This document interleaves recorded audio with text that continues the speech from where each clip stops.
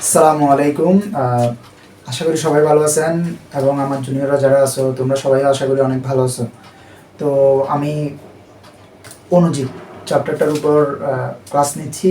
এর প্রথম যে ভিডিও লেকচার ছিল এখানে আমি ভাইরাস নিয়ে আলোচনা করছি। এখন এখানে ব্যাকটেরিয়া নিয়ে আলোচনা করব। তো বলছিলাম এটা তিনটা পার্ট হবে, একটা ভাইরাস, আরেকটা ব্যাকটেরিয়া অ্যান্ড আরেকটা ম্যালেরিয়া পরজীবী নিয়ে। তো তার আজকে দ্বিতীয় লেকচার যেটা ব্যাকটেরিয়া নিয়ে সেটা শুরু করতেছি। তো আশা করব সবাই কাজটা মনোযোগ দিয়ে করবা এবং আমি এখানে যেগুলো যেগুলো নোট করব, যেগুলো যেগুলো লিখবো আমি বোর্ডে, ওইগুলো তোমরা নোট করবা। কারণ এই নোট খাতাটাই আলটিমেটলি তোমরা যখন পরীক্ষার আগের রাতে রিভিশন দিতে যাবা এই খাতাটাই কাজে আসবে। আর আমি ভাইরাসের ক্লাসটাইও বলেছিলাম যে এখানে যে নোটটা করাবো এইটা দিয়ে ইনশাল্লাহ তোমার এইচএসসি পরীক্ষা কভার হয়ে যাবে সম্পূর্ণ। তো কোনো চিন্তা করা লাগবে না, তোমরা জাস্ট বিশ্বাসটা রেখে আমার উপর বিশ্বাস রেখে খাতা কলম নিয়ে বসে ক্লাসটা করো।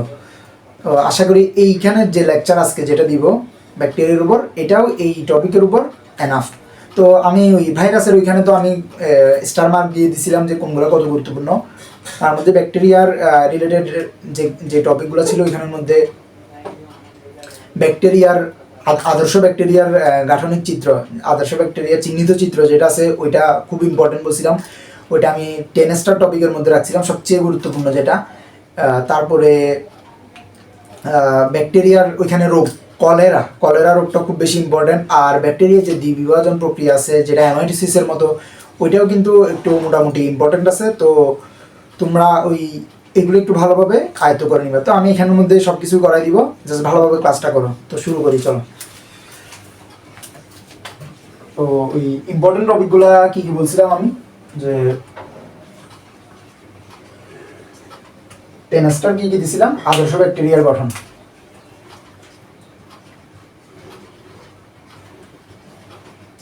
আদর্শ ব্যাকটেরিয়ার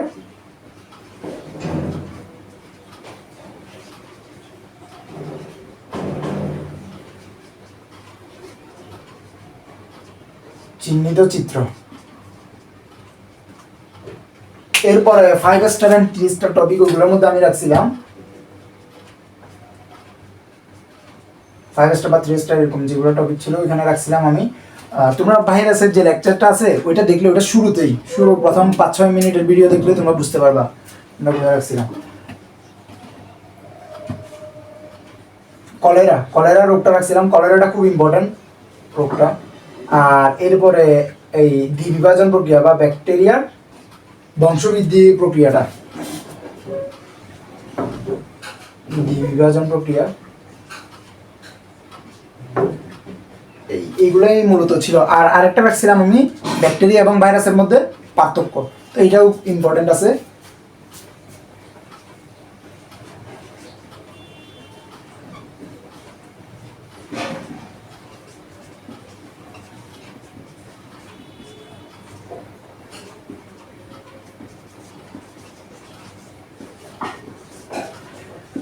আশা করবো তোমরা শুরুতেই এগুলো একটু করে লিখে নিবে। ওই টপিকের নামগুলো যদি শুরুতে লিখে নাও, কোনগুলো সবচেয়ে গুরুত্বপূর্ণ, যেগুলো সৃজনশীল আসার মতো, তাহলে তোমাদের পড়া যখন রিভিশন দিবা তখন কিন্তু খুব ইজি হয়ে যাবে যে কোনগুলো আমি আগে পড়বো আর কোনগুলো পরে পড়বো। এগুলো সবার আগে পড়বা, এগুলোর মধ্যে কোনটা সবার আগে পড়বা? আদর্শ ব্যাকটেরিয়া চিহ্নিত চিত্রটা, বুঝতে পারছো? তো ঠিক আছে, আমি এখানে শুরু করি। আমরা পড়বো হচ্ছে ব্যাকটেরিয়া।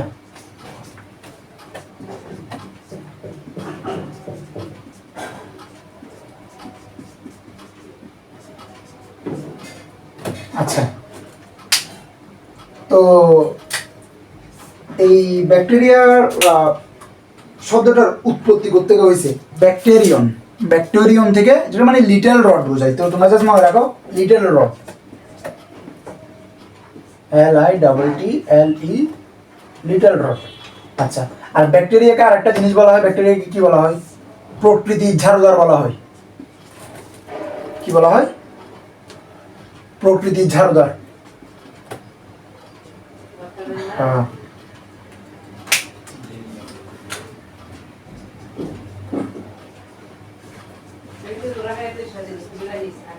প্রকৃতির ঝাড়ুদার। আচ্ছা, এই ব্যাকটেরিয়াটা ব্যাকটেরিয়ার আবিষ্কারক, বা যদি বলা হয় যে ব্যাকটেরিওলজি, ব্যাকটেরিয়া নিয়ে যেখানে আলোচনা করা হয় সেটাকে বলা হয় ব্যাকটেরিওলজি।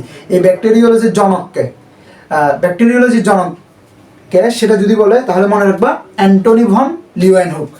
আর যদি বলে তা ব্যাকটেরিওলজির জনককে অ্যান্টনি ভন লিউয়েনহুক। আর যদি বলে আধুনিক ব্যাকটেরিওলজির জনককে তাহলে দিবা লুই পাস্তুর। তো আমি এখানে লিখাই দিচ্ছি ব্যাকটেরিওলজির জনক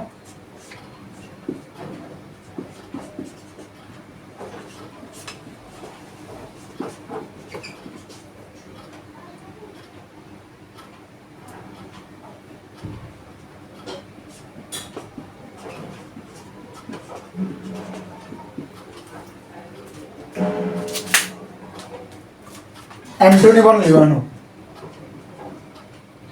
মানে টোটাল কথা মনে রাখবা লিউয়েনহুক, অ্যান্টনি ভন লিউয়েনহুক। এখন এই অ্যান্টনি ভন লিউয়েনহুক কিন্তু আরও একটা জিনিসের জনক, সেটা হচ্ছে প্রোটোজুলজির। যদি বলে প্রোটোজুলজির জনককে তাহলেও অ্যান্টনি ভন লিউয়েনহুক দিবা। তো এটা একটু আমরা লিখে নিই এখানে, ব্যাকটেরিওলজির জনক থাকবো প্রোটোজুলজি,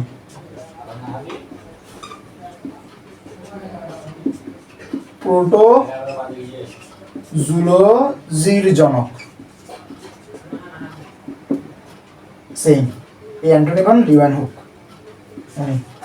এখন এখানে আরেকটা জায়গায় ব্যাস থাকতে পারে, সেটা মনে রাখবা যে যদি বলে আধুনিক ব্যাকটেরিওলজির জনককে তাহলে দিবা লুই পাস্তুর। ও কথাটা একটু মাথায় রাখবা, আধুনিক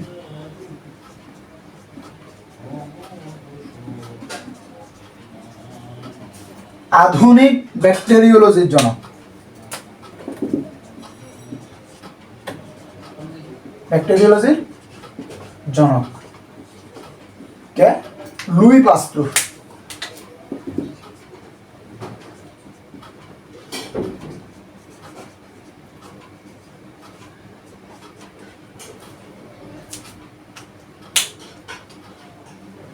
তো ঠিক আছে, ব্যাকটেরিয়া এটা উৎপত্তি থেকে ব্যাকটেরিয়ন থেকে, এটা মানে লিটল রড।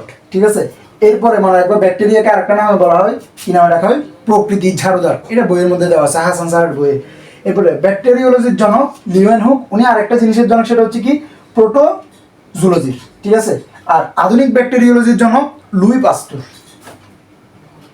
এটুকু আশা করি ক্লিয়ার। তো আমরা এখন যাই ব্যাকটেরিয়ার কিছু বৈশিষ্ট্য পড়ি। এই বৈশিষ্ট্য পড়ার সাথে সাথে, বৈশিষ্ট্য পড়তেছি মানে এখানে ওর সংজ্ঞাটা চলে আসবে, যেভাবে আমরা ভাইরাসের মধ্যেও এই বৈশিষ্ট্যের মাধ্যমে সংজ্ঞা ক্লিয়ার করছিলাম। তো বৈশিষ্ট্যগুলো একটু ভালোভাবে খেয়াল করলে দেখবা যে এখানে সংজ্ঞাটাও হয়ে গেছে।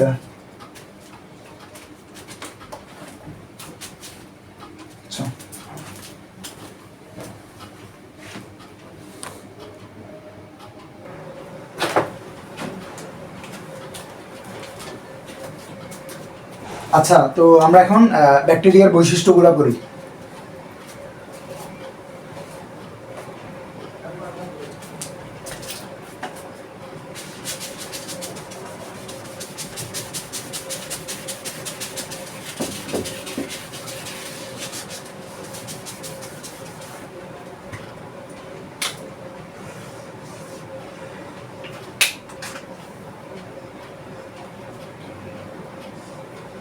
তো ব্যাকটেরিয়ার বৈশিষ্ট্যগুলো কি কি?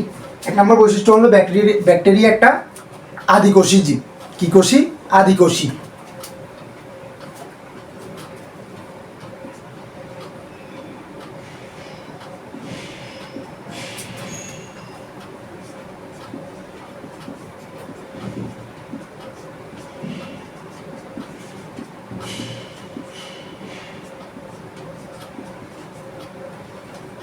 তো আদিকোষী জীবের মধ্যে তোমরা এটা অবশ্যই জানো যে কিছু থাকুক আর না থাকুক, একটা জিনিস অবশ্যই থাকবে, কোষীয় কোনো অঙ্গাণু, যেটা যে কোষী জীবী হোক সেটা আদিকোষী জীব হোক বা প্রকৃত কোষী জীব হোক, কোষীয় একটা অঙ্গাণু আছে যেটা সব কোষী জীবের মধ্যেই থাকে।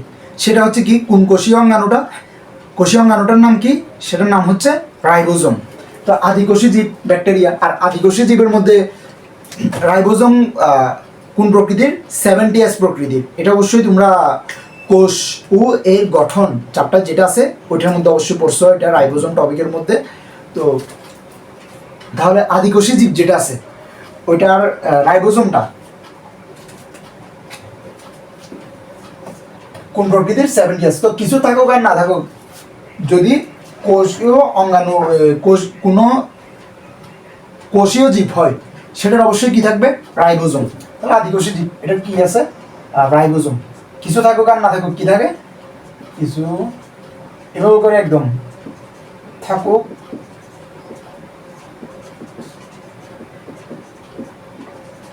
একটা কোষীয় অঙ্গাণু থাকে,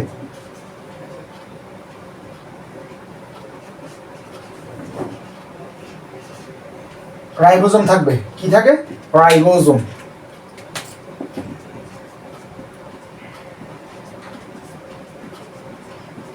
এবং ব্যাকটেরিয়া রাইবোজোমটা এটা যেহেতু আদিকোষী জীব, তাহলে এটার রাইবোজোমটা কোন প্রকৃতির?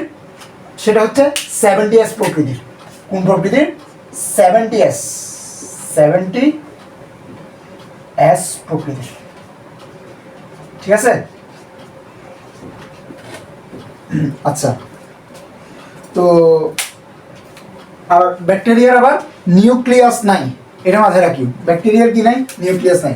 ভাইরাস কিন্তু অকোষীয় জীব, ভাইরাসের রাইবোজোমও নাই, কিন্তু ভাইরাসের তো নিউক্লিয়াস নাই বা কোষীয় অন্যান্য অঙ্গাণু নাই, রাইবোজোমও নাই। কোষীয় হলেই সেটা তোমার কি? কোষীয় জীব হলে সেটা কি থাকে? রাইবোজোম থাকে। সেটা আদিকোষী হোক বা প্রকৃত কোষী হোক। প্রকৃত কোষী হলে সেখানে নিউক্লিয়াস থাকে এবং সেটা সুগঠিত থাকে, সুগঠিত নিউক্লিয়াস থাকে। আচ্ছা, তো এটা আদিকোষী জীব, এটার নিউক্লিয়াস নাই। তবে নিউক্লিয়াস না থাকলে কোনো সমস্যা নাই, নিউক্লিয়াসের পরিবর্তে একটা জিনিস থাকে এখানে,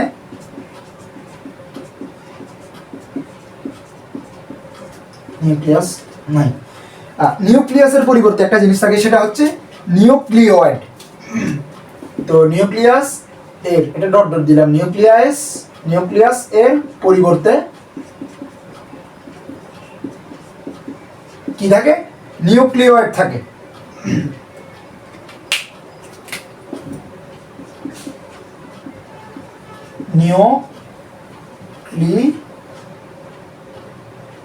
নিউক্লিওয়েড থাকে, ওয়েড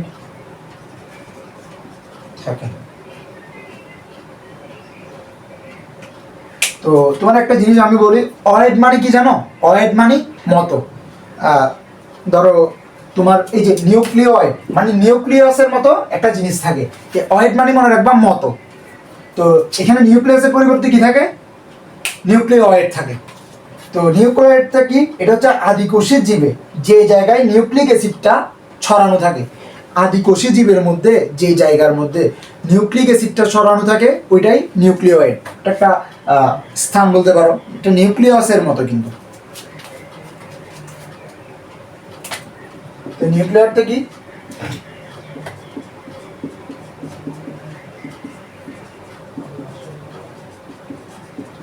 আদিকোষী জীবে যে জায়গায়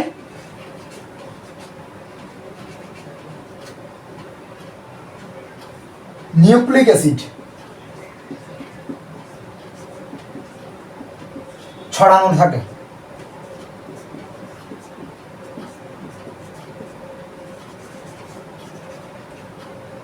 আচ্ছা,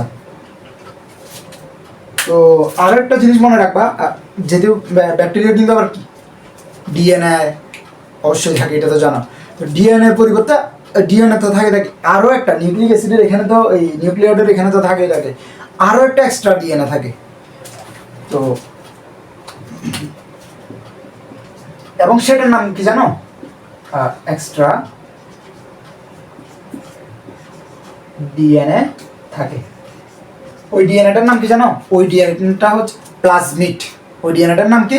প্লাজমিড। ওটা কি? ওটার নাম প্লাজমিড। এগুলো যেগুলো বলতেছি এখানে এগুলো কিন্তু খুবই গুরুত্বপূর্ণ বৈশিষ্ট্যগুলো। তো এই প্লাজমিডের কিন্তু একটা ব্যবহার আছে এবং সেটা তোমরা এই চ্যাপ্টারে জানবা না, এটা জানবা হচ্ছে তোমাদের একাদশ অধ্যায় যে চ্যাপ্টারটা আছে জীব প্রযুক্তি, ওইখানে। তো ওইখানে এই প্লাজমিডের ব্যবহার আছে। এটা কোথায় লাগে? জীব প্রযুক্তির ওই জেনেটিক ইঞ্জিনিয়ারিং এর ক্ষেত্রে প্লাজমিডটা ব্যবহৃত হয়। এটা এমসিকিউ আসে কিন্তু অনেকবার, প্লাজমিড কোথায় ব্যবহৃত হয়? জেনেটিক ইঞ্জিনিয়ারিংয়ে। তো আমি এখানে লিখে দিচ্ছি, জেনে নাও।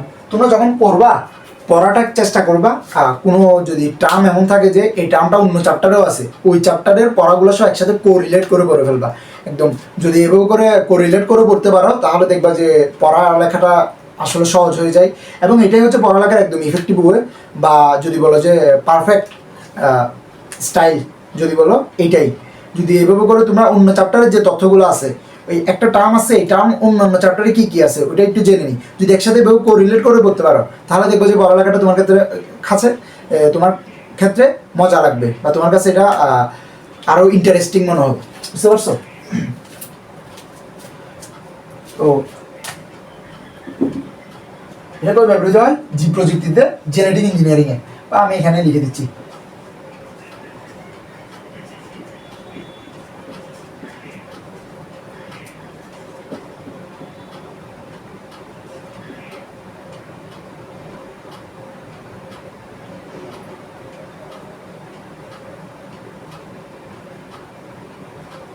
জেনেটিক ইঞ্জিনিয়ারিংয়ে। বুঝতে পারছো? যদি ইঞ্জিনিয়ারিং বানানটা টোটাল আছে। আচ্ছা, তো তারপর আরেকটা বৈশিষ্ট্য আছে, এটার কোষ প্রাচীর তৈরি হয়। এটার কোষ প্রাচীর যেটা আছে ব্যাকটেরিয়ার, এটার কোষ প্রাচীর কী দিয়ে তৈরি হয়? ভেরি ভেরি ইম্পর্টেন্ট এমসিকিউ, অনেকবার আসছে এবং সামনেও আসতে থাকবে এই এমসিকিউটা। কি দিয়ে তৈরি হয় কোষ প্রাচীর? পেপটিডোগ্লাইকন বা মিউকোপ্রোটিন দিয়ে।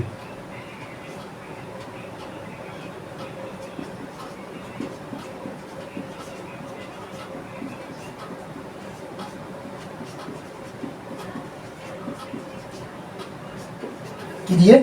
পেপটিডোগ্লাইকন বা মিউকোপ্রোটিন। সাথে আরো দুইটা অ্যাসিড থাকে, একটা হচ্ছে তোমার মুরামিক অ্যাসিড অ্যান্ড আরেকটা হচ্ছে টিকোইক অ্যাসিড। তো মেইনলি হচ্ছে পেপটিডোগ্লাইকন বা মিউকোপ্রোটিন।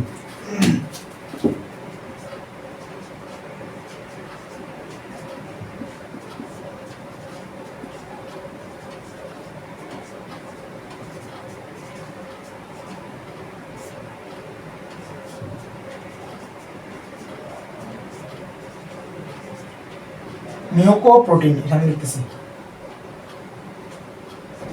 মিউকোপ্রোটিন দিয়ে, প্রোটিন দিয়ে। সাথে আরো কি থাকে বলছিলাম? Muramic acid and teichoic acid, এটা একটু জেনে নাও। প্লাস মুরামিক অ্যাসিড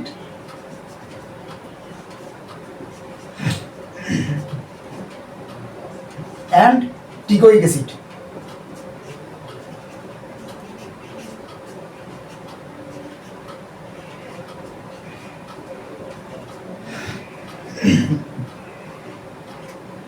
তো মনে রাখবা এই কোষ প্রাচীরের প্রধান উপাদান যদি বলে কোনগুলা, প্রধান উপাদান হচ্ছে পেপটিডোগ্লাইকন এন্ড মিউকোপ্রোটিন। যদি বলে প্রধান উপাদান,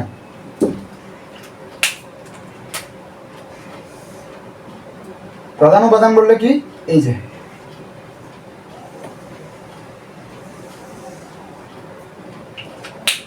কোষ প্রাচীর তৈরির প্রধান উপাদান বললে, প্রধান উপাদান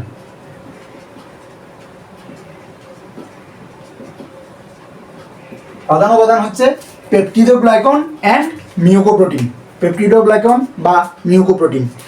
ঠিক আছে? তো এই যে এগুলো হচ্ছে মেইন বৈশিষ্ট্য, আরও অনেকগুলো বৈশিষ্ট্য আছে যদিও। তো এইগুলোই মেইনলি একটু মনে রাখবা, এগুলো থেকে অনেক অনেক এমসিকিউ আসে।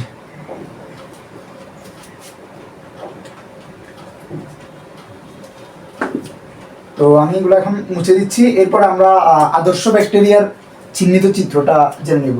আর ভাইরাস টপিকটা যখন পড়াচ্ছিলাম ওইখানের মধ্যে আমার মনে আছে আমি কোনগুলো ভাইরাস গঠিত রোগ আর কোনগুলো ব্যাকটেরিয়া গঠিত রোগ ওইটা আলোচনা করি নাই, ওইটা পড়াই নাই। আমি এটা এখানে পড়াই দিব। আগে আমরা ব্যাকটেরিয়ার আদর্শ ব্যাকটেরিয়ার চিহ্নিত চিত্রটা একটু দেখে নিই, এরপরে গিয়ে আমরা ওই ভাইরাস গঠিত রোগ কোনগুলো আর ব্যাকটেরিয়া গঠিত রোগ কোনগুলো এটা একটু পড়ে নেব। সমস্যা নেই, এখন আমি মুছে দিচ্ছি এটা।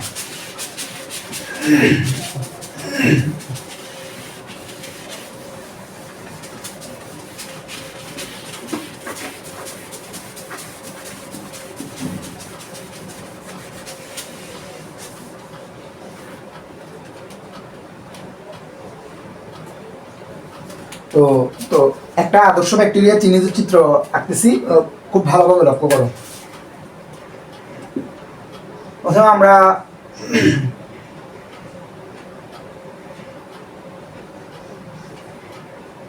কোষ প্রাচীরটা আঁকি।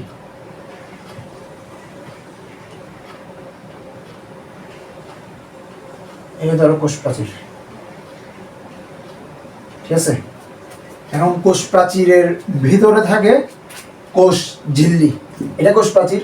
তো এরপরে কোষ ঝিল্লি, কোষ ঝিল্লিতে কিন্তু তোমার একটা জিনিস আঁকি ফেলতে হবে, সেটা কি আঁকতে হবে, সেটা হচ্ছে কি মেসোজোমটা। এবারে মেসোজোমটা আঁকবো, এদিকে এনে একটু করে বর্ধিত এদিকে ভিতরের দিকে সুন্দরভাবে একটু ঢুকিয়ে ইয়া করে দিবা, এইভাবে করে ধরো এই যে মেসোজোম হয়ে গেল তোমার, কোনো সমস্যা নেই, বোঝা যাচ্ছে। তো প্রথমটা কি কোষ প্রাচীর, এরপরে কোষ ঝিল্লি আঁকলাম। এবং কোষ ঝিল্লির ভিতরে আর কি কি থাকে,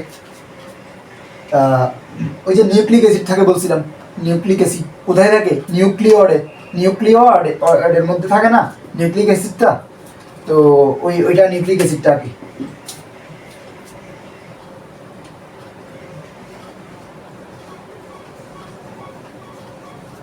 এই যে এটা হচ্ছে নিউক্লিক অ্যাসিড, ঠিক আছে। এরপর আরো কি থাকে বলছিলাম, প্লাজমিড থাকে। প্লাজমিড এটা কোথায় ব্যবহৃত হয়, জেনেটিক ইঞ্জিনিয়ারিং এ। তো প্লাজমিডটা কি, ধরো প্লাজমিড, এটা একটু আমি একদম মার্কিং করে দিলাম।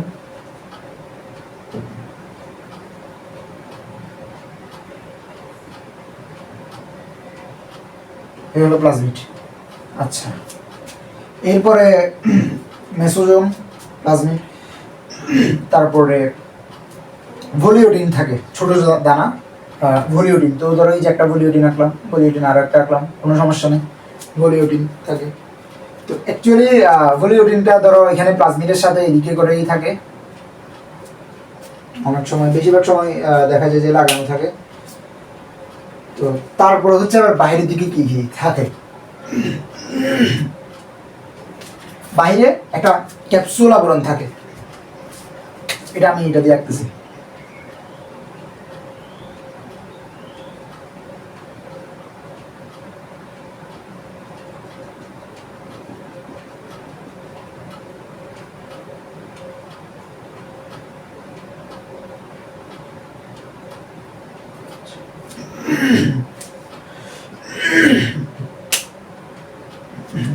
তারপরে তোমার পিলি থাকে, পিলি, এই ধরো পিলি।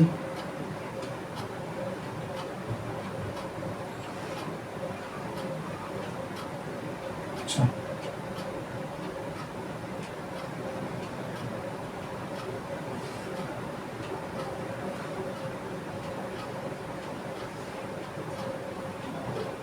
এগুলো সব পিলি।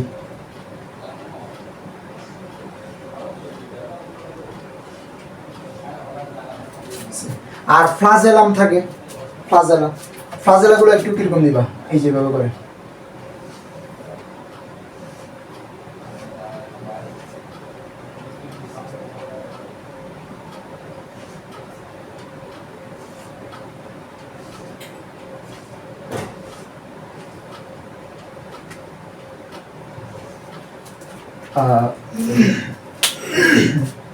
তো মোটামুটি এটাই হলো তোমার ব্যাকটেরিয়ার গঠন। আর এখানে আরেকটা জিনিস থাকে বলছিলাম, কি বলো তো, রাইবোজোম থাকে 70s প্রকৃতি। তো রাইবোজোম গুলো আঁকি দিই ছোট করে করে, ধরো এই জায়গায় দেখলাম, এই যে রাইবোজোম। আর ভলিওটিনটা ধরো আর একটু ইয়া করে আঁকি, একে একটু এভাবে করে মার্ক করে দিলাম এমনি, ভলিওটিন, নিচেরটা প্লাজমিড। তো চলো এবার আমরা মার্কিং করে ফেলি। মোটামুটি এই তো চিহ্নিত চিত্র হয়ে গেছে। এখন আমরা চিহ্নিত করে দেখবো অনেক কিছু এখানে চিহ্নিত হয়ে গেছে। তো প্রথমে যেটা থাকবে, আর এখানে অবশ্যই অবশ্যই কি দিবা, চিত্রের নাম, কথাটা দিবা চিত্রের নাম বা চিত্র, একটি আদর্শ ব্যাকটেরিয়ার চিহ্নিত চিত্র, একটি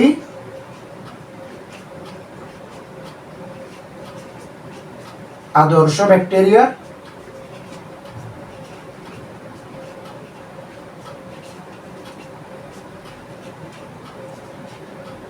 চিহ্নিত চিত্র।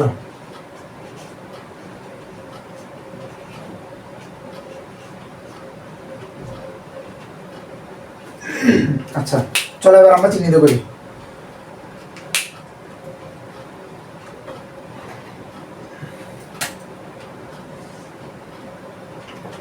প্রথমে এটার নাম কি ছিল, পিলি। আমরা এখানে চিহ্নিত করবো, সাথে একটু কাজটাও আমি এখানে বলে দিব। তোমরা কিন্তু যখন লিখবা এই আদর্শ ব্যাকটেরিয়া চিহ্নিত চিত্রটা আঁকার পরে নিচে একটু ব্যাখ্যা দিবা এগুলো কোনটা কি সেটা। আমি পাশেই বলে দিচ্ছি একসাথে তোমাদেরকে। এই পিলির কাজ হচ্ছে, পিলি হচ্ছে পোষক কোষের সাথে সংযুক্তি করে। এই যে আমরা বলি না যে যে যাকে আক্রমণ করবে বা যে যেখানের মধ্যে যাবে, যেটার সাথে ও যুক্ত হবে, ওইটার সাথে সংযুক্ত মূলত করে হচ্ছে এই পিলি। এটা কাঁটার মতো বা সূচের মতো এরকম টাইপের। কি করে, পোষক কোষের সাথে সংযুক্ত করে।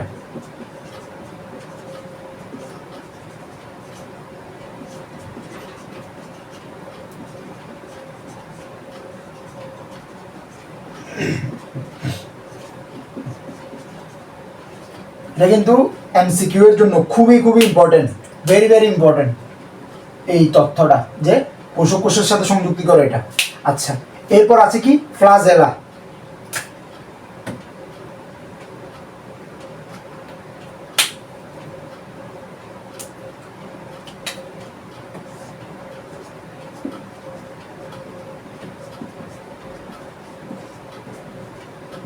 ফ্লাজেলা, এই ফ্লাজেলাটার কাজ কি, চলনে সাহায্য করে। ফ্লাজেলা মানে কি, চলনে সাহায্য করে। ফ্লাজেলা কি করে, চলনে সাহায্য করে।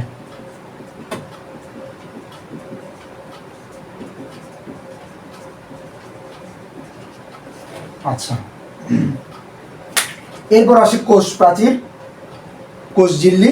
আর বাহিরের এটার নাম কি, বাহিরের আবরণটার নাম, এই যে বাহিরের যেটা আবরণ আছে এই আবরণটার নাম কি, আমি পাশে এটা নাই দিলাম, ধরো এই যে এই আবরণটার নাম হচ্ছে, বাইরে যেটা এক্সট্রা দিলাম সেটার নাম হচ্ছে ক্যাপসুল, বা এটাকে অনেক সময় স্লাইম স্তরও বলা হয়। Capsule, capsule.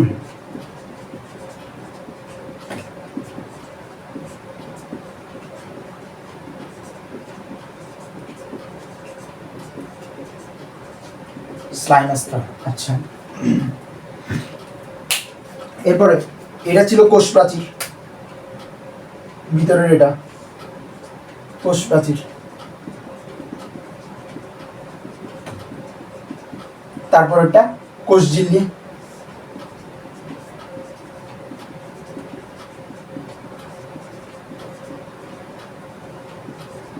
এরপরে এই যেটা, এটার নাম কি, মেসোজোম। কি বলছিলাম এটার নাম, মেসোজোম।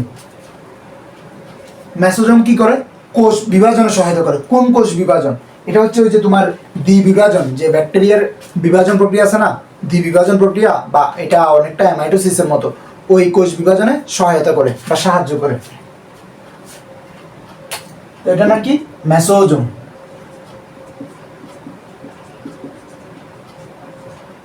মেসোজোম এটা কি করে, কোষ বিভাজনে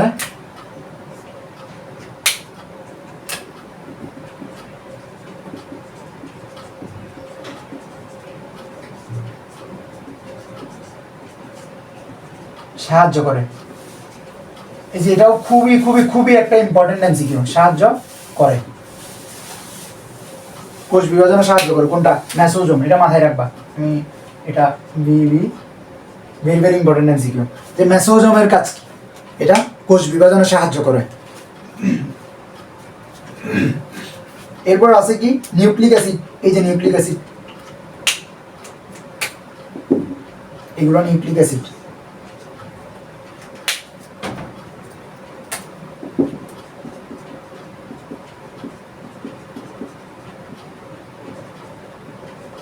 নিউক্লিক অ্যাসিড কই থাকে? নিউক্লিওয়েডের মধ্যে থাকে। কোথায় থাকে? নিউক্লিওয়েডে। আমি যখন ওই যে ব্যাকটেরিয়ার বৈশিষ্ট্য বলতেছিলাম তখন যখন পড়াচ্ছিলাম যে এটার একটা কি নিউক্লিওয়েড থাকে, যেটাতে কি থাকে? নিউক্লিক অ্যাসিড থাকে। এই যে নিউক্লিক অ্যাসিড এটা কই থাকে? নিউক্লিওয়েডে থাকে। দেখো আমি যখন পড়াচ্ছি এখানে এগুলো চিহ্নিত করতেছি, পাশে কিন্তু কাজগুলো বলে দিচ্ছি। তোমাদের কাজ হবে যখন তোমরা করতেছো চাইলে এখানে পাশে এইভাবে করে লিখে নাও, কিন্তু যখন পরীক্ষার হলে খাতায় লিখবা তখন প্রথমে চিহ্নিত চিত্রটা আঁকবা, জাস্ট এইগুলো দিবা। এই যে কাজগুলো দিচ্ছে এগুলো এখানে দিবা না, এগুলো নিচে সুন্দর মতো যখন কিছু লেখা লিখবা, ব্যাখ্যা লিখবা, তখন এখানে গিয়ে এই যে সবগুলো সুন্দরভাবে সিরিয়ালি লিখবা যে পিলি পিলি কি করে? পিলির কাজ হচ্ছে পোষক কোষের সাথে সংযুক্তি করে, ফ্লাজেলা চলনে সাহায্য করে, এইভাবে করে জাস্ট একটু করে দিয়ে যাবা, দ্যাটস এনাফ। এটা যদি গয়ের মধ্যে আসে 3-এ 3 দিতে বাধ্য, যদি ঘয়ের মধ্যে আসে 4-এ 4 দিবে ইনশাল্লাহ। তো নিউক্লিক অ্যাসিড কই থাকে? নিউক্লিওয়েডে থাকে।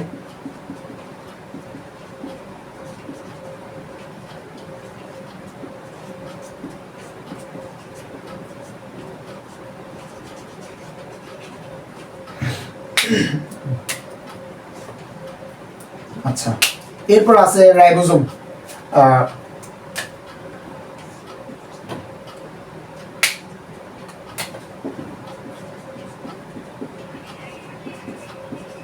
রাইবোজোম কোন প্রকৃতির? 70S প্রকৃতির। 70S প্রকৃতির, ঠিক আছে?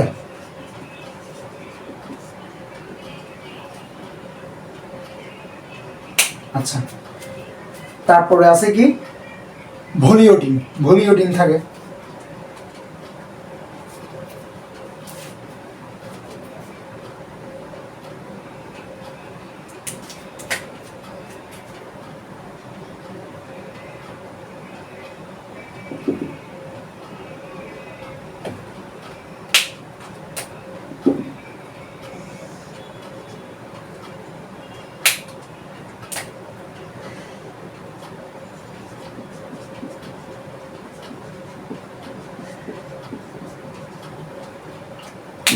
এরপরে আছে তোমার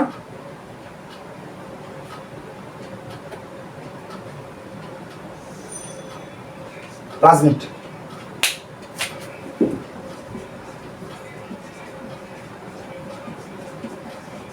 এটা কই ব্যবহৃত হয় বলছিলাম? জেনেটিক ইঞ্জিনিয়ারিং এ, এটা মনে রাখবা। আর আরেকটা জিনিস মনে রাখবা, এটা তোমার জীব প্রযুক্তির মধ্যে ট্রান্সজেনিক যে জীব সৃষ্টির ক্ষেত্রে ভেক্টর হিসেবে ব্যবহার করা হয়। জীব প্রযুক্তিতে এটা কি? ট্রান্সজেনিক ব্যাকটেরিয়া বা ট্রান্সজেনিক জীব সৃষ্টিতে ভেক্টর হিসেবে ব্যবহার করা হয়। তো এটার ব্যবহারটা এখানে মনে রাখবা। ওইখানে তো বলছিলাম এটা জেনেটিক ইঞ্জিনিয়ারিং ব্যবহৃত হয়। আলটিমেটলি এই যে একই কথা, জীব প্রযুক্তিতে কি? ভেক্টর হিসেবে ব্যবহৃত হয়, এটা মাথায় রাখবা। জীব প্রযুক্তিতে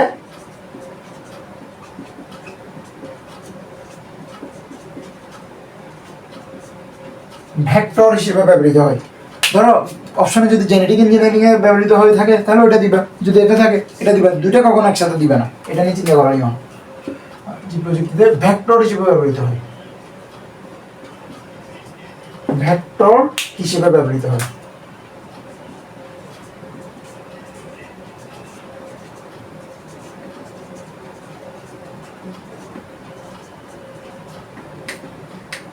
আর এখানে যেগুলো একটু ডট ডট দিয়ে দিবেন না।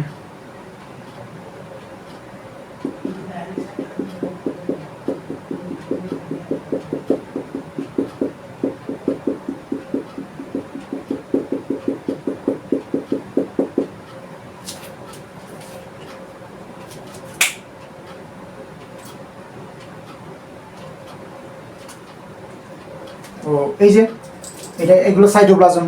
তো আর এগুলো কেউ চাইলে আর একটু স্টাইল করে সুন্দরভাবে আঁকতে পারে। এটা অনেকে দেখা যায় যে এটা একটু হালকা পেন্সিল দিয়ে হালকা হালকা হালকা হালকা হালকা করে এটা মার্কিং করে এভাবে করে বাইরের এরিয়াটা, এটাও পারো। তো এই তো এই যে এইটুকু 10টার মতো আমরা চিহ্নিত করে ফেলছি, দ্যাটস এনাফ। এবং এগুলো ব্যাখ্যা যখন দিয়ে দিবা শেষ। আর এখানে আমি খুবই খুবই খুবই গুরুত্বপূর্ণ একটা এমসিকিউ শিখিয়ে দিচ্ছি, এটা সবাই মাথায় রাখবা। কারণ হচ্ছে আমরা যখন বইয়ের চিত্রটা দেখি তো আমাদের কিন্তু এটা আসলে চিত্র দেখে বোঝা যায় না। বইয়ের যে চিত্র বা আমরা যখন চিত্র আঁকি এখানে দেখে বোঝা যায় না যে কোনটা বেশি আর কোনটা কম। সেটা হচ্ছে পিলি এবং ফ্লাজেলার মধ্যে কোনটার সংখ্যা বেশি যদি প্রশ্ন করে, তাহলে এটার উত্তর হবে পিলি। ঠিক আছে, আমি এটা এখানে শিখিয়ে দিচ্ছি। এই এমসিকিউটা অনেকবার আসে এবং অনেকজন অনেকবার ভুল করে। এটা তার কারণ হচ্ছে বইয়ে যে চিত্রটা আছে ওইখানের মধ্যে দেখা যায় যে এই পিলি এক্সের দুই সাইডে, একটা এদিকে একটা এদিকে, আবুল হাসান স্যারের বই আর কি। আর ফ্লাজেলা দিছে অনেকগুলা, তো সবাই মনে করে ফ্লাজেলাই তো বেশি থাকবে, স্বাভাবিক। নো, পিলি বেশি থাকে। তো এখানে আমি ইয়া বলতেছি যে পিলি এন্ড ফ্লাজেলার মধ্যে কোনটির সংখ্যা বেশি?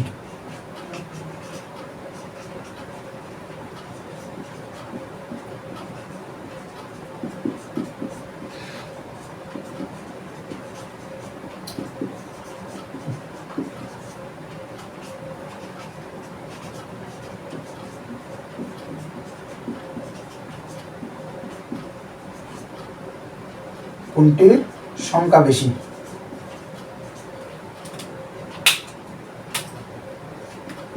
উত্তর কি? তোমরা উত্তরটা সবাই কমেন্ট বক্সের মধ্যে জানাবা।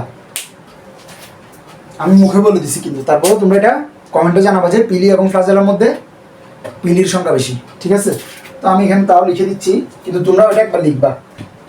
এটা তোমাদের একটা HW বলো, HW দিলাম আর কি, HW বলো বা CW বা PW প্রাইভেট ডাব্লিউ যাই বলো, HW দিলাম। যে তোমরা এটা আমাকে কমেন্ট বক্সে জানাবো যে পিলি এবং ফ্লাজেলার মধ্যে কোনটার সংখ্যা বেশি, পিলির সংখ্যা বেশি। তো ঠিক আছে, আশা করি সবাই এটা ভালোভাবে বুঝছো এবং কীভাবে করে কী করতে হবে এটা বুঝছি। আর আরও একটা কথা আমি আবারও বলে দিই, আমি সবসময় বলি সব ভিডিওতেই, যে যখন চিহ্নিত করবা চিহ্নিতগুলো সবসময় চেষ্টা করবা এক পাশে করার, বিশেষ করে ডান পাশে করে করবা। ঠিক আছে, এই তোমরা লিখতেছো না, হাত যে পাশে, এই যে ডান হাত যে পাশে, ওইটা আর কি তোমরা খাতার মধ্যে লিখার ক্ষেত্রে এক পাশে চিহ্নিত করলে এটা আসলে খুবই সুন্দর দেখায়। এটা কি ছিল? ক্যাপসুল বা স্লাইম স্তর, এটা হচ্ছে ব্যাকেট দিয়েছিলাম আর কি। তো ঠিক আছে, আমি এখন এটা মুছে দিব।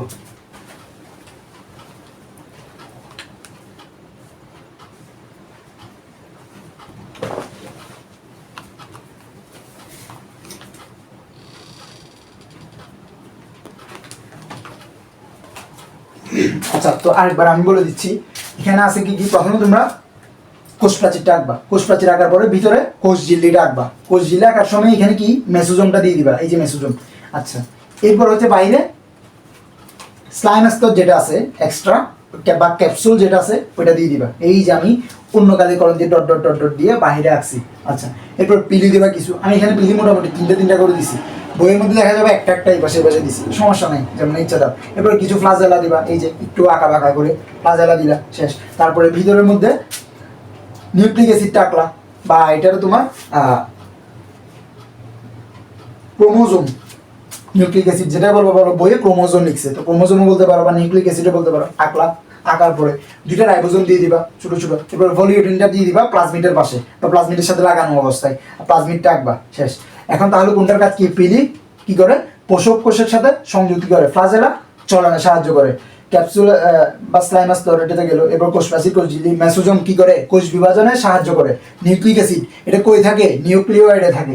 রাইবোজোম কোন প্রকৃতির? 70S প্রকৃতির। ভলিউটিন থাকে। আর প্লাজমিড, এই প্লাজমিড কি জীব প্রযুক্তিতে ভেক্টর হিসেবে ব্যবহৃত হয়। দেখো, একটা চিত্র আমি আঁকার সময় এবং চিহ্নিত করার সময় প্রথমে আঁকছি, এরপরে চিহ্নিত করছি, পাশে কাজগুলো বলে দিছি, এরপরে আবার সমগ্র চিত্রটা কিভাবে কি করছি এবং কি বলছি ওইগুলো আবারও বলছি, আমি রিপিট করছি।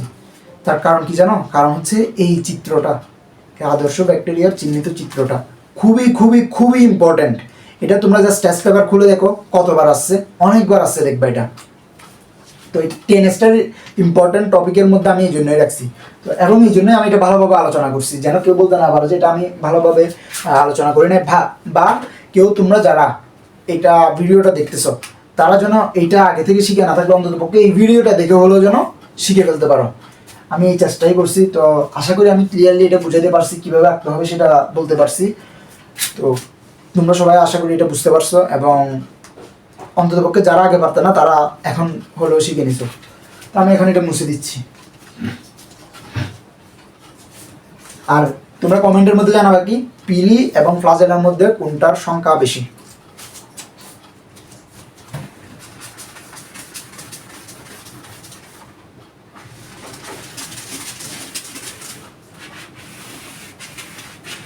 নিচে কিন্তু চিত্র দিয়ে ওই চিত্রটা আঁকার পরে নিচে কিন্তু নামটা দিয়ে দিব অবশ্যই অবশ্যই।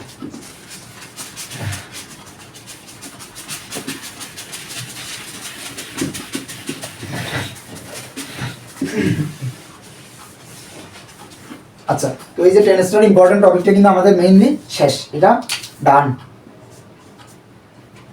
ওকে, এখন আমি বলছিলাম যে ব্যাকটেরিয়া গঠিত রোগ আর ভাইরাস গঠিত রোগ কোনগুলো, এগুলো আমরা শিখে ফেলবো।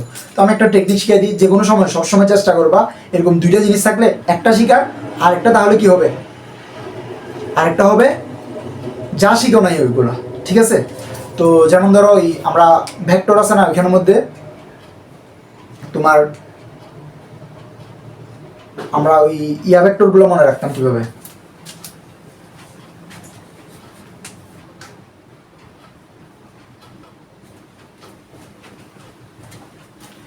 আচ্ছা, বলতেছিলাম ব্যাকটেরিয়া গঠিত রোগ এবং ভাইরাস গঠিত রোগ ওইখানের কথা। তো আমরা যে কোনো একটা মনে রাখবো, যেমন আমরা ভেক্টর চ্যাপ্টার যেটা আছে ওইখানের মধ্যে আমরা কোনগুলা ভেক্টর রাশি কোনগুলা স্কেলার রাশি, এটা আমরা কীভাবে মনে রাখতাম, ভেক্টর রাশিটা মনে রাখতাম, এটার বাদে যা আছে তা কি স্কেলার রাশি। ঠিক সেম এখানে আমরা ভাইরাস গঠিত রোগগুলো শিখবো, তাহলে এগুলো বাদে যেগুলো থাকবে ওগুলো ব্যাকটেরিয়া গঠিত রোগ, ওইভাবে করে দিব আর কি। অপশনে দেখবা যে ওইভাবেই থাকতেছে, তো এটা নিয়ে চিন্তা করতে হবে না। আর আরেকটা জিনিস হচ্ছে ওই তোমরা সবসময় পার্থক্য যেগুলো আছে এগুলো চেষ্টা করবা এক পাঁচটা ভালোভাবে শেখার জন্য, আরেক পাঁচটা অটোমেটিক একটু জাস্ট দেখে রাখবা, অটোমেটিক চলে আসবে। কারণ একটা হা বোধক হলে আর একটা না বোধক হয়, মানে একটা পজিটিভ টাইপের হলে এটার আছে তো এটার নাই, এটার এটা বেশি এটার এটা কম, এরকম টাইপেরই। তো তোমরা এইভাবে করেই পড়বা, এটাই হচ্ছে আসলে পড়ার একটা ওয়ে, যে স্মার্ট ওয়ে যেটা বলে আর কি। পড়াটাকে সবাই করতে পারে, কিন্তু স্মার্টলি করাটা আর এমনি পড়াটার মধ্যে পার্থক্য আছে। তো চেষ্টা করবাই যে এইভাবে করে এই যে যেগুলো বলতেছি টিপস, এইগুলো একটু ফলো করার। আমি ক্লাসের মধ্যে এরকম দেখবে আরও বিভিন্ন টিপস বা ট্রিক্স যেগুলো আমি নিজে অ্যাপ্লাই করছি এবং আমি ভালো ফল পাইছি, এগুলো আমি বলবো তোমরা এগুলো একটু চেষ্টা করবা নিজের পড়ালেখার ক্ষেত্রে ইউজ করার। তো যাই হোক, এখন আমি আলোচনা করবো ভাইরাস গঠিত রোগগুলো আমরা শিখবো, এর বাদে যেগুলো থাকবে ওগুলো কি ব্যাকটেরিয়া গঠিত রোগ, এভাবে করে মনে রাখবো। আমরা ভাইরাস গঠিত রোগগুলো একটু শিখি।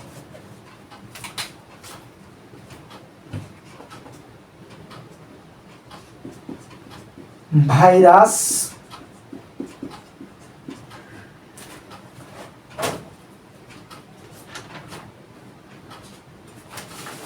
ঘটিত রোগ,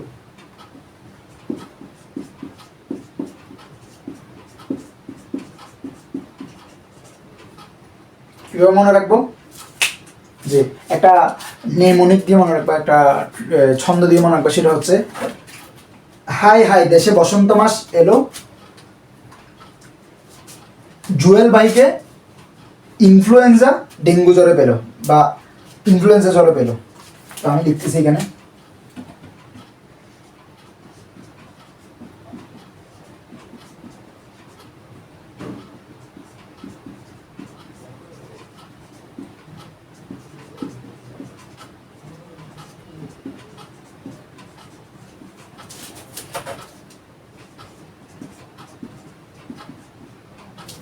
হাই হাই দেশে বসন্ত মাস এলো, জুয়েল ভাইকে ইনফ্লুয়েঞ্জা জ্বরে পেল।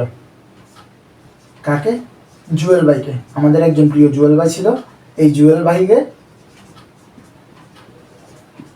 ইনফ্লুয়েঞ্জা জ্বরে পেল।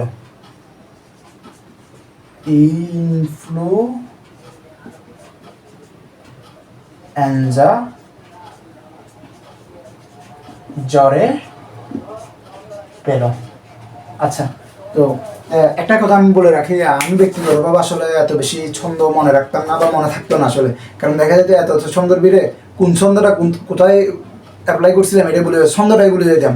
তো এখানে আর কি মনে রাখবো, তো ছন্দ আমি খুব বেশি মনে রাখতাম না, আমি এমনি নর্মালি মনে থাকতো আমার, অথবা বারবার পড়ার মাধ্যমে রিভিশনের মাধ্যমে আমার মনে থাকতো। যেমন তোমাদের যে একটা প্রাণীর বিভিন্নতা শ্রেণীবিন্যাস যে চ্যাপ্টারটা আছে জুলজির মধ্যে, এখানে দেখবা প্রতিটা পর্ব যেগুলো আছে এগুলো কিন্তু কি অনেকে ছন্দ দিয়ে মনে রাখে, যদিও আমি নিজেও পড়ালেও ছন্দ অবশ্যই দিয়ে দিব এখানে। তার কারণ হচ্ছে অনেকের অনেক রকম বৈশিষ্ট্য আছে, যে কেউ ছন্দ ছাড়া মনে রাখতে পারে, বা কেউ ছন্দ দিয়ে মনে রাখতে পারে, আবার এরকম আছে।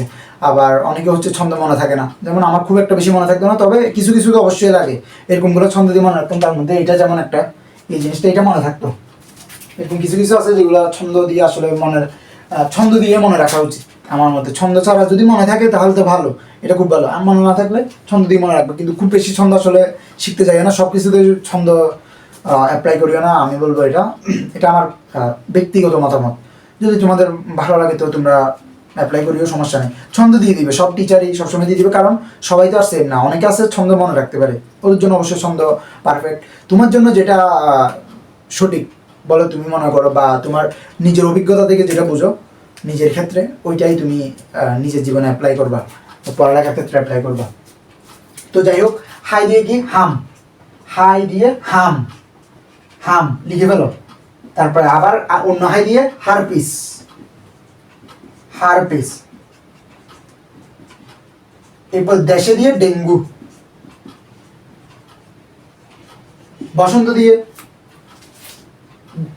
দ দিয়ে ডেঙ্গু, সে এই যে দেশে সে দিয়ে চিকনগুনিয়া, এখানে লিখতেছি আমি চিকনগুনিয়া, চিকনগুনিয়া লিখে ফেলো, আমি বলতেছি সাথে সাথে লিখে ফেলো, চিকনগুনিয়া। আচ্ছা, তো বসন্ত দিয়ে বসন্ত,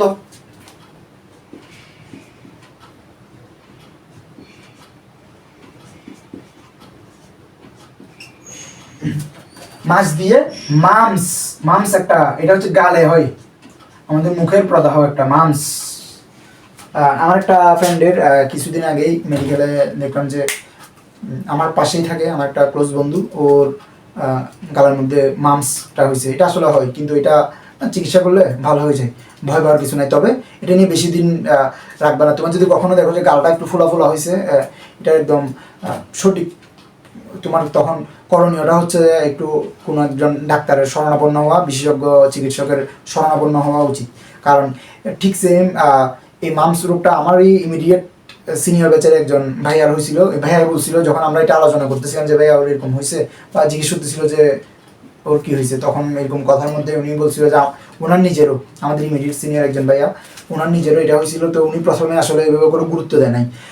পরে যেটা হয়েছে, ওনার পরে খাবারও ঠিক মতো খাইতে পারে নাই অনেকদিন, উনি দেরিতে করেছি ডাক্তারের কাছে গেছিল ওই জন্য। তো আমার বন্ধু আবার আল্লাহর রহমতে, আমরা যখন এটা বুঝতে পারছি ওর সাথে সাথে ডাক্তারের কাছে গেছে, অ্যান্ড এখন আল্লাহর রহমতে সুস্থ।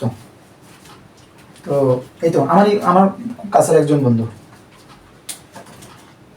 আচ্ছা, এরপরে এলো দিয়ে কি, এলো এ দিয়ে এইডস, এইডস রোগ আছে না, এইডস, এইডসটা কি তাহলে ব্যাকটেরিয়া গঠিত এইডস। ওকে, জুয়েল দিয়ে মনে রাখবা কি জলাতঙ্ক, জুয়েল দিয়ে কি মনে রাখবা জলাতঙ্ক। জলাতঙ্ক কোন জুয়েল, জলাতঙ্ক, এক মিনিট। এলো এই এইডসটা কি, এটা হচ্ছে আমার তখন আমি অন্য মনস্ক হয়ে গেছিলাম। তো এইডসটা হচ্ছে তোমার ভাইরাস গঠিত রোগ। আমরা এখানে যেগুলো করতেছি এগুলো সবগুলো কি ভাইরাস গঠিত রোগ, কিন্তু তখন একটু ভুলে গেছিল। যাই হোক, জলাতঙ্ক।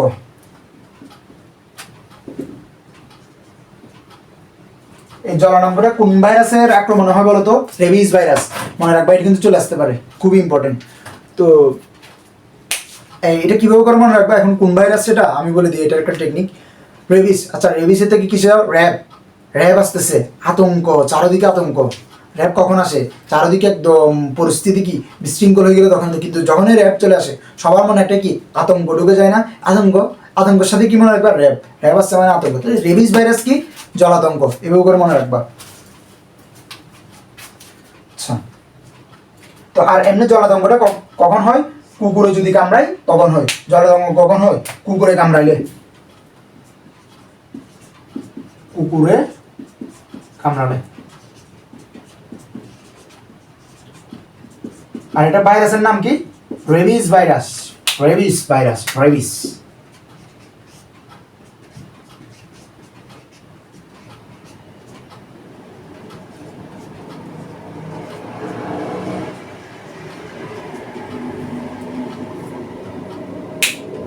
আচ্ছা, আমি একটা কথা বলি, তোমরা আমাকে, যেহেতু আমি প্রাণী বিভিন্ন শ্রেণীবিন্যাস কথাটা চ্যাপ্টারটার কথা বলছি, তোমরা আমাকে বলো তো রেপটিডিফর্ম,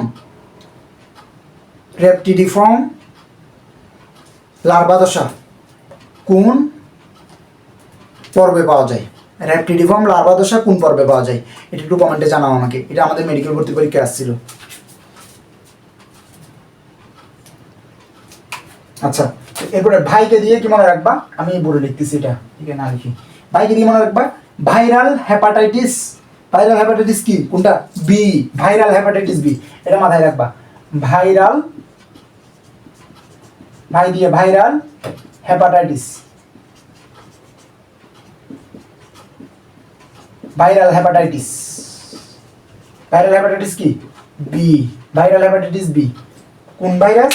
ভাইরাল হেপাটাইটিস বি। হেপাটাইটিস, আচ্ছা আমি এদিকে লিখি হেপাটাইটিস বি, ঠিক আছে? মনে রাখবা এই যে ভাইকে দিয়ে ভাইরাল হেপাটাইটিস বি। এরপরে ইনফ্লুয়েঞ্জা দিয়ে কি? ইনফ্লুয়েঞ্জা দিয়ে ইনফ্লুয়েঞ্জা নিজে, ইনফ্লুয়েঞ্জা।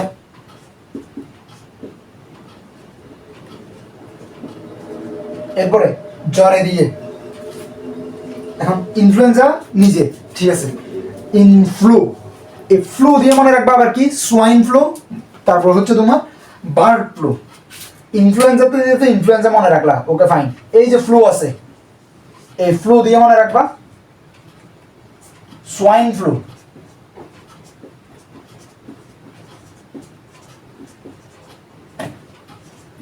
অ্যান্ড বার্ড ফ্লু, ঠিক আছে? আচ্ছা, এরপরে জ্বরে দিয়ে মনে রাখবা পিত জ্বর। জ্বরে দিয়ে কি মনে রাখবা? পিত জ্বর, পিত জ্বর। আচ্ছা, এরপরে প্যালো দিয়ে মনে রাখবা পোলিও। কি? পোলিও। পোলিও কিরকম ব্যাকটেরিয়া বলো তো, ইয়া কিরকম ভাইরাস?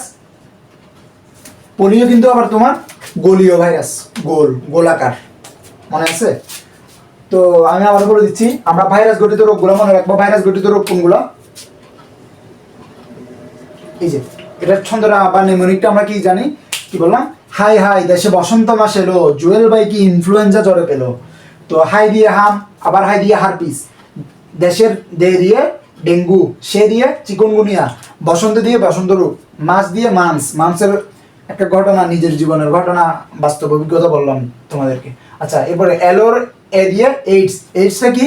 ভাইরাস গঠিত রোগ, ভাইরাস গঠিত রোগ। এরপর জুয়েল, জুয়েলটা কি? জুয়েল দিয়ে কি মনে রাখছিলাম? জলাতঙ্ক। এটা কখন হয়? কুকুরে কামড়াইলে। কোন ভাইরাসের কারণে? Rabies virus. তখন একটা প্রশ্ন করছিলাম, রেপটিডিফর্ম লার্ভা দশা কোন পর্বে থাকে বা কোন পর্বে দেখা যায়?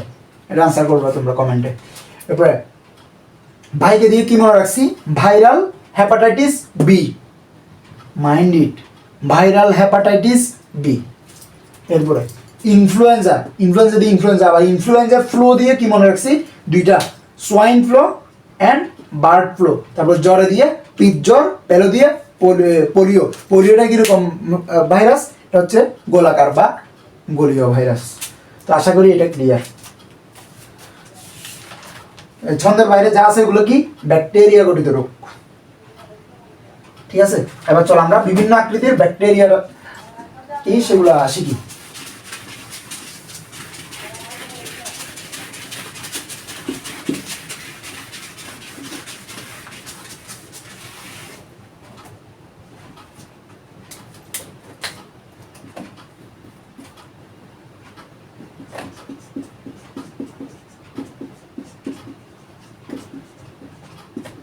কিছু এগুলো এমসিকিউতে আসে, বিভিন্ন আকৃতির ব্যাকটেরিয়া।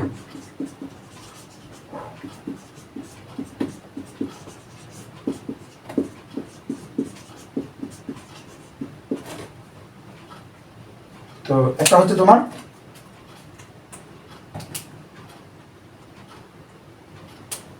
যদি বলে যে গোলাকার,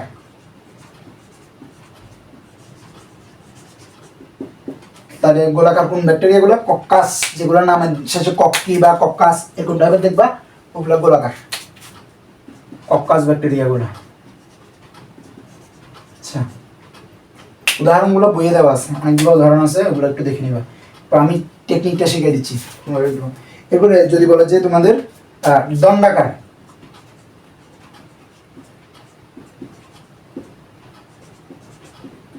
দণ্ডাকার যদি বলে বেশি হ্রাস, বেশি কি মনে রাখবা, bacillus.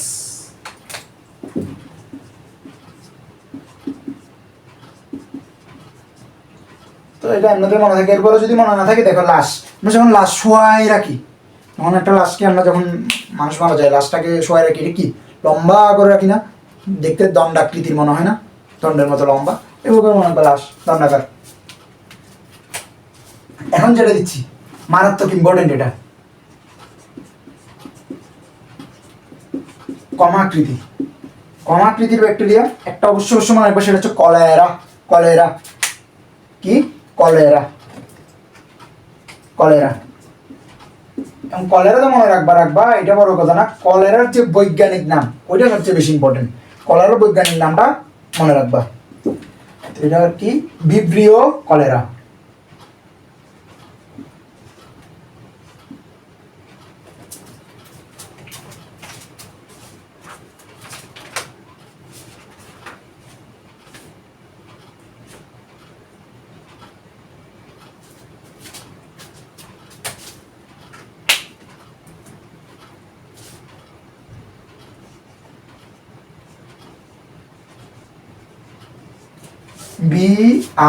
VIBRIO, Vibrio, CHOLERAE, cholera. বানানটা একটু করে দেখে নাও, যদিও বানানি কখনো সমস্যা হয় না।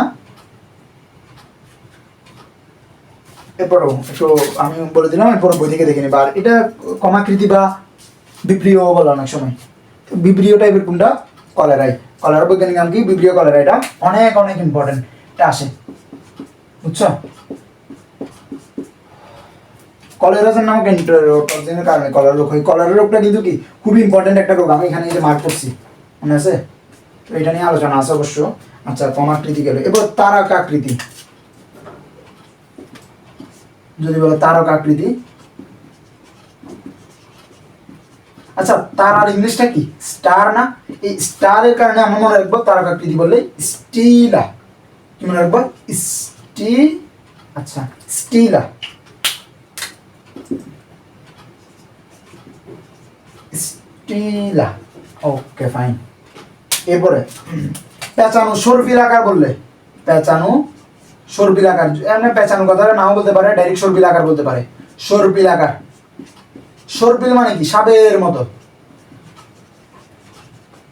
সাপের মতো। সর্পিলাকার, সর্পিলাকারের সাথে মিল আছে স্পাইরিলিনাম। স্পাইরিলাম, স্পাইরিলাম কি? পেঁচানো সর্পিলাকার কি? স্পাইরিলাম। ঠিক আছে? তো দেখো বিভিন্ন আকৃতির ব্যাকটেরিয়া শিখতেছি আমরা এখানে। গোলাকার কি? কক্কাস যেগুলো আছে ওগুলো। দণ্ডাকার বেসিলাস। কমাকৃতির বা ভিব্রিও টাইপের কলেরা, এটার বৈজ্ঞানিক নামটা কি? Vibrio cholerae. তারকাকৃতি স্টিলা। পেঁচানো সর্পিলাকার স্পাইরিলাম। এই যে সর্পিলাকার স্পাইরিলাম, এটা এমনিতে মনে থাকবে।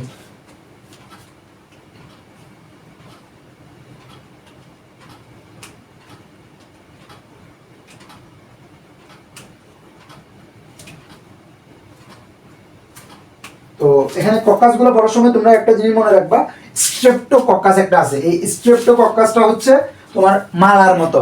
স্ট্রেপ্টোকক্কাসটা হচ্ছে কিসের মতো? মালার মতো। এটা এমসিকিউতে আসতে পারে। আর আরেকটা আছে আঙ্গুরের থোকার মতো বা আঙ্গুরের মতো, এটা হচ্ছে স্টেফাইলোকক্কাস। তো আমি এটা গেল, এখানে আমি এমনি লিখে দিচ্ছি, ধরো এদিকে করে আমি বক্স করে লিখে দিচ্ছি।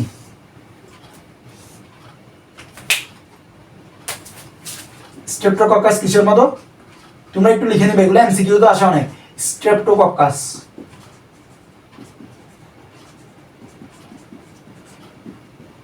মালার মতো, মালার মতো। যে অনেক সময় আসে যে মালার মতো ব্যাকটেরিয়া কোনটা? স্ট্রেপ্টোকক্কাস দে, স্টেফাইলোকক্কাস দে, তারপর হচ্ছে আরো অনেক কিছু দে, ডিপ্লোকক্কাস দে।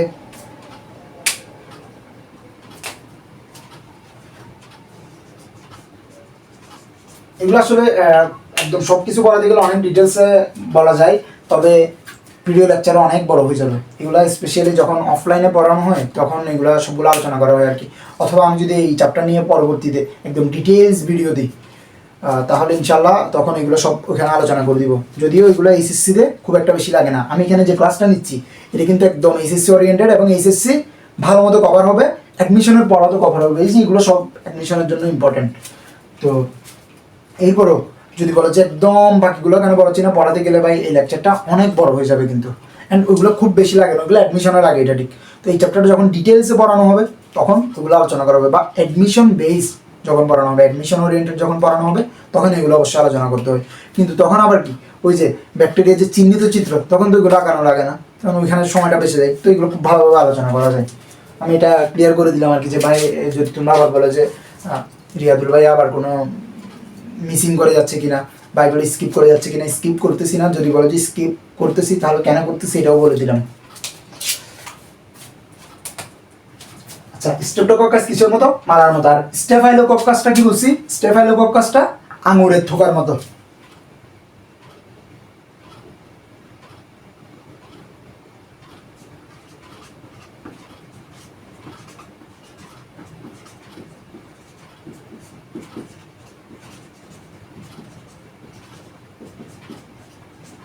এটা কিসের মতো? আঙুরের থোকার মতো।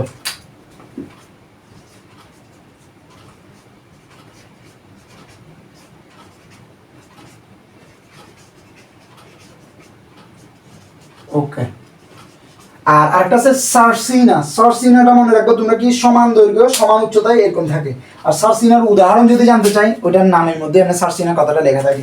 তো সার্সিনা এটা এগুলো হচ্ছে মূলত তোমার কি এই যে কক্কাস ব্যাকটেরিয়া যেগুলো আছে না, এই কক্কাস ব্যাকটেরিয়া কতগুলো প্রকারভেদ, মনোকক্কাস, ডিপ্লোকক্কাস, স্ট্রেপ্টোকক্কাস, স্টেফাইলোকক্কাস, সার্সিনা, এই যে সব কিছু হচ্ছে ওইখানের। তারপরে টেট্রাকক্কাস আছে। আচ্ছা, সার্সিনাটা কি বলছি? সমান দৈর্ঘ্য, তারপর হচ্ছে তোমার সমান সমান দৈর্ঘ্য প্রস্থ উচ্চতা, মানে যে যা আছে সব সমান সমান। এটা মনে রাখবা। এর উদাহরণটা সার্সিনা লুটিয়া লিখছে। সার্সিনা সার্সিনা কথাটা থাকবে, এটা নিচে নেবে।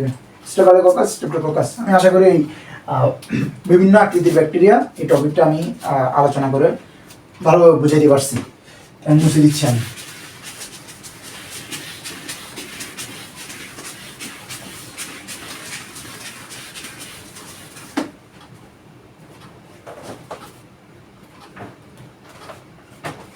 আচ্ছা, আমরা এখন কই যাব?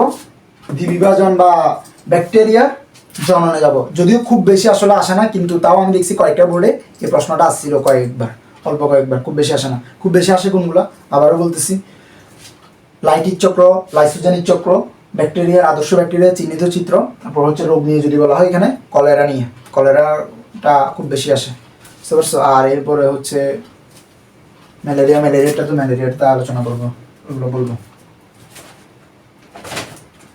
আচ্ছা, আমি এখন ব্যাকটেরিয়ার জননে যাচ্ছি।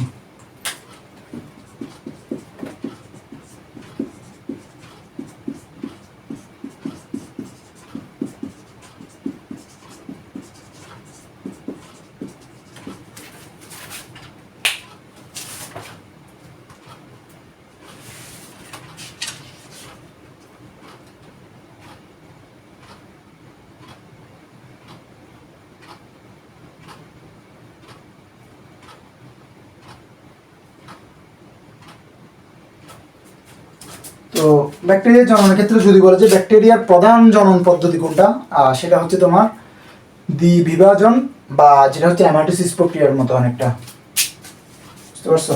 তো ব্যাকটেরিয়ার প্রধান জনন পদ্ধতি বললে কি? দ্বিবিভাজন জনন। প্রধান বললে জননটা কি? এটা হচ্ছে টপিক। আচ্ছা, যদি বলে প্রধান, তো প্রধান কোনটা? প্রধান হচ্ছে দ্বিবিভাজন।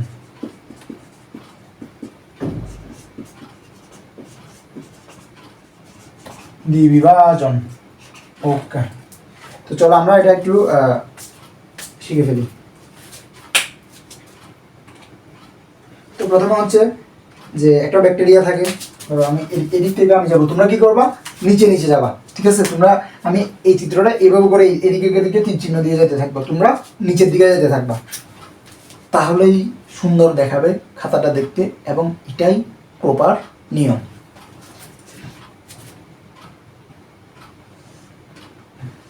আচ্ছা, এই কালির কলম দিয়ে লিখি।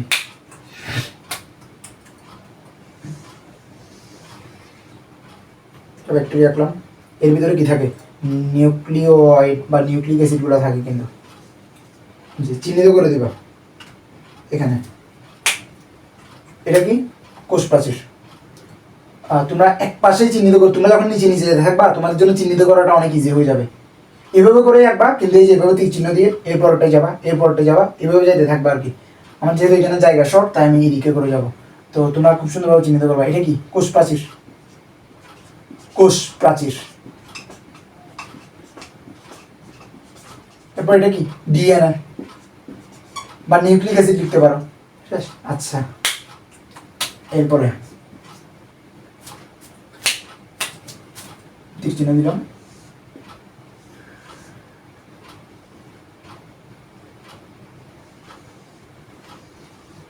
আচ্ছা, আমি আঁকতেছি।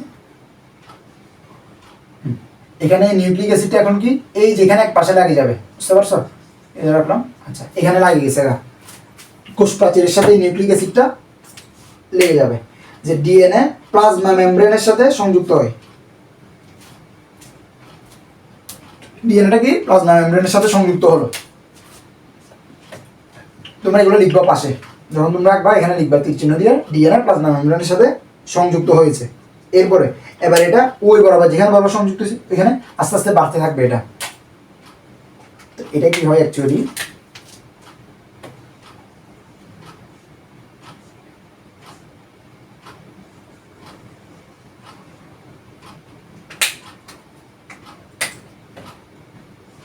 বরাবর এখানে এটা বৃদ্ধি পায়, ঠিক আছে? তারপরে এখানে কিছু ডিএনএ চলে যায়, লাগানো অবস্থায় থাকে, কিন্তু আবার এদিকে কিছু চলে যায়। এটা কি দেখবা, কোষ প্রাচীর বর্ধিতকরণে দুইটি ডিএনএ দুই দিকে সরে যাচ্ছে, বা দুইটি রেপ্লিকা দুই দিকে সরে যাচ্ছে, ডিএনএ টা বাক্য দুই দিকে সরে যাচ্ছে। কেন? কোষ প্রাচীরটা বৃদ্ধি পাইছে। কোষ প্রাচীর আগে যতটুকু ছিল এটা কিন্তু এখন বাড়ছে, যে কতটুকু বাড়ছে আমি কালো কালির কলম দিয়ে বা কালো মার্কার দিয়ে, কিন্তু কালো মার্কার দিয়ে সেভ করে, এই কালো মার্কার দিয়ে আমি মার্ক করে দিছি। আচ্ছা,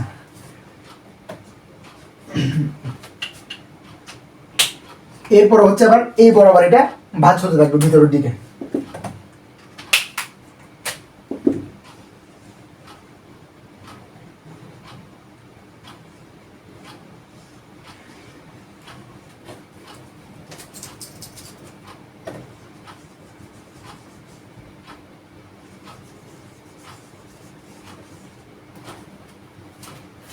বুঝতে পারছো? তো এখানে কি দুটি রেপ্লিকা মাঝখানে কোষ প্রাচীর গঠন করে, এগুলোর মাঝখানে কি এখন কোষ প্রাচীর গঠন হচ্ছে।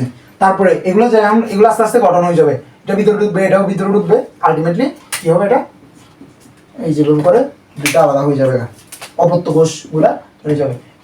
এটা মিলে এই জিনিসটা হবে, এই ব্যাকটেরিয়াটা হবে, আর এটা এই ব্যাকটেরিয়া হবে। তোমরা যখন আঁকবা একটু সুন্দরভাবে আঁকবা। এই শেষ, এখানে দিয়ে না, দিয়ে না,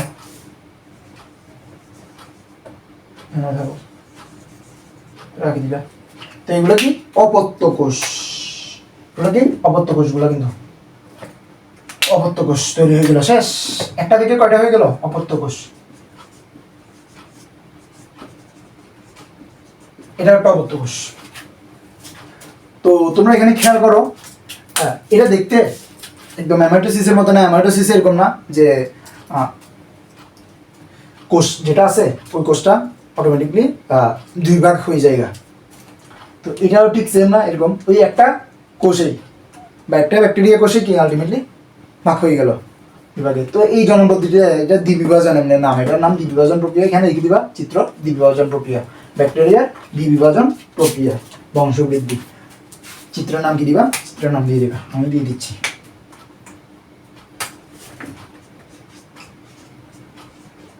দ্বিবিভাজন প্রক্রিয়া, দ্বিবিভাজন প্রক্রিয়া ব্যাকটেরিয়ার বংশবৃদ্ধি। তো দ্বিবিভাজন প্রক্রিয়া,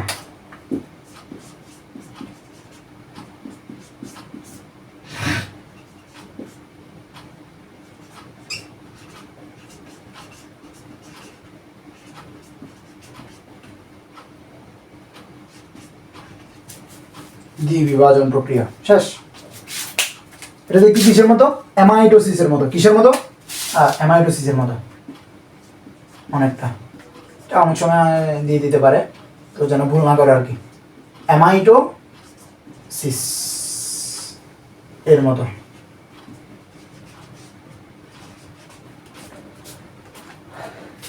আশা করি ক্লিয়ার। আচ্ছা, এবার আমরা চলে যাই ব্যাকটেরিয়া গঠিত রোগগুলো তো আমরা জেনে ফেলছি, ভাইরাস গঠিত রোগ শিকার মাধ্যমে। এখন আমরা ব্যাকটেরিয়ার উপকারিতা যাব, এরপরে ব্যাকটেরিয়ার অপকারিতা বা কয়েকটা রোগ সম্পর্কে বলবো, শেষ এই টপিকটা, এই ব্যাকটেরিয়া নিয়ে আলোচনা। এই যেগুলো পড়াচ্ছি এইচএসসির জন্য, এগুলো আসলে মোর দেন না, এত বেশিও লাগে না। অনেকে এই অনুজীব চ্যাপ্টারটা ভয় পাই যে এটাতে এত এত তথ্য, এটা এত বিশাল চ্যাপ্টার, কিন্তু এটা যদি মানে ঠিকমতো যদি জাস্ট এইচএসসির জন্য যে টপিকগুলো যদি আমি হাতে গোনা দেখি, খুবই অল্প, কিন্তু এইগুলো একটা ক্লাসেই শেষ করে দেওয়া যায় একদম। ভাইরাস, ব্যাকটেরিয়া, তারপর ম্যালেরিয়া, যদি জাস্ট এইচএসসির জন্য পরিবার কোনগুলো আসবে সিকিউতে, সৃজনশীল যেগুলো আসবে এগুলো এক ক্লাসেই শেষ করে দেওয়া যায়, খুব বেশি কিন্তু নাই। তবে হ্যাঁ, অ্যাডমিশনের জন্য যখন পড়তে যাবে এখানে অনেক তথ্য আছে, এটা অবশ্য ঠিক। আচ্ছা, তো ব্যাকটেরিয়ার উপকারিতা, আমাদের এখন টপিক কি? ব্যাকটেরিয়ার উপকারিতা। তো আমরা এই দ্বিবিভাজন প্রক্রিয়াটা এখানে পড়ে ফেলছি। এখন হচ্ছে ব্যাকটেরিয়ার উপকারিতা।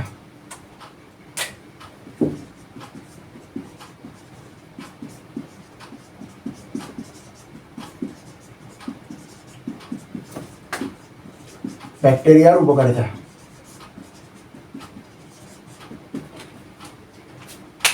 প্রথম হচ্ছে এটা কি?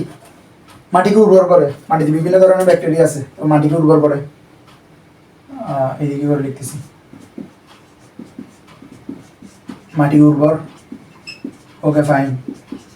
এবার 2 নাম্বার, নাইট্রোজেন সংবন্ধন করে। মাটিতে কি করে? নাইট্রোজেন সংবন্ধন করে।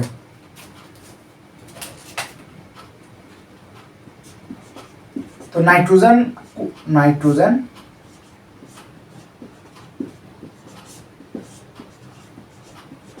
সংবন্ধন, নাইট্রোজেন সংবন্ধন করে কোন কোন ব্যাকটেরিয়া, এটা যদি বলে, এটা একটা ইয়া মনে রাখবা, এসিপি। এসিপি দিয়ে মনে রাখতে পারো, অথবা তোমরা চাইলে এটা ক্যাপ, সিটা আগে নিয়ে আসতে, ক্যাপ ক্যাপ ক্যাপ দিয়ে মনে রাখতে পারো। তো আমি এসিপি দিয়ে মনে রাখতাম, কারণ হচ্ছে ছোটোবেলায় দেখতাম সিআইডি, এখনও মাঝে মধ্যে দেখা হয়, খুব একটা দেখা হয় না। ওই সনি আর্ট একটা চ্যানেল আছে মনে হয়, ওইখানে এই যে সিআইডি একটা ইয়া চলতো, ওয়েব সিরিজ চলতো, ওইটা দেখতাম। ওইটাতে এসিপি প্রদ্যমান যে বলতো, দয়া এটা এইভাবে, দয়া আমি এটা আগেই বুঝতে পারছিলাম, এরকম বলে না, দয়াকে দিয়ে। তো অভিজিৎ আছে, আর কয়েকজন আছে, নামগুলো ভুলে গেছি অবশ্য।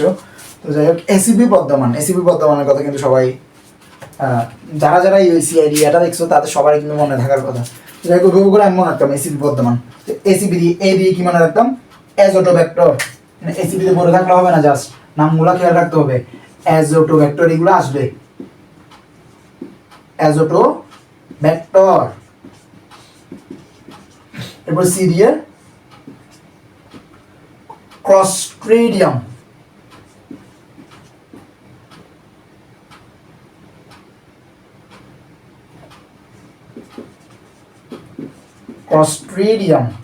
এরপর পি দিয়ে সিওডোমোনাস, যদিও পি কিন্তু এটা কি সিওডোমোনাস, পিসিওডোমোনাস, ওই যে সাইকোলজি বানান যেমন পিসি, চলো যাই।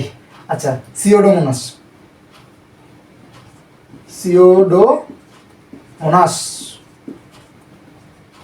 বা সিওডোমোনাল। আচ্ছা, এখানে একটা কথা মনে রাখবা, নাইট্রোজেন সংবন্ধন কোথায় হয়? শিম জাতীয় উদ্ভিদের মূলের নডিওলে নাইট্রোজেন সংবন্ধন হয়। এটা প্রশ্ন আসতে পারে, যে এটা একটু জেনে রাখো। এখানে শিম জাতীয় উদ্ভিদের মূলের নডিওলে নাইট্রোজেন সংবন্ধন হয়।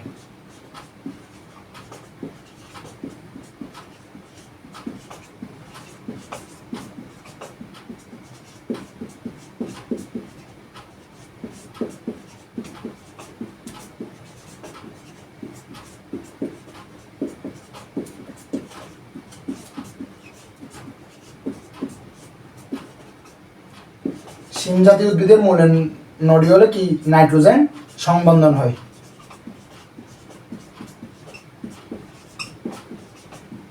ওকে, তো এরপর নাইট্রোজেন সংবন্ধন গেল মাটির উপর। 3 নম্বর হচ্ছে নাইট্রিফিকেশন।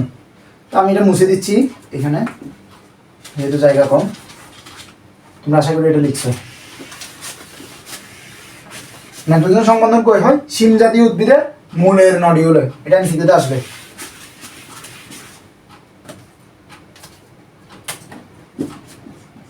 3 নম্বর নাইট্রিফিকেশন।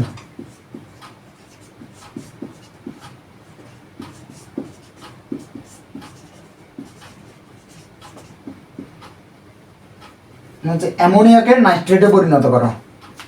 এটা কি করা? অ্যামোনিয়াকে, এই যে NH3 অ্যামোনিয়াকে কিসে পরিণত করা? Nitrate, NO3-। এটা কি? অ্যামোনিয়া।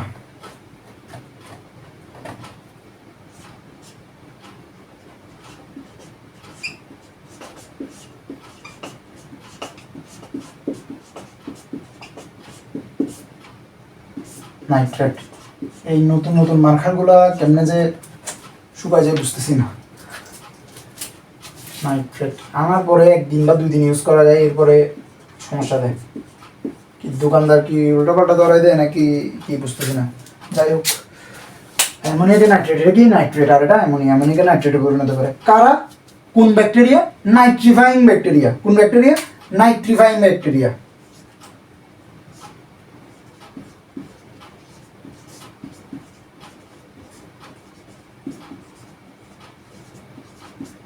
Nitrifying bacteria.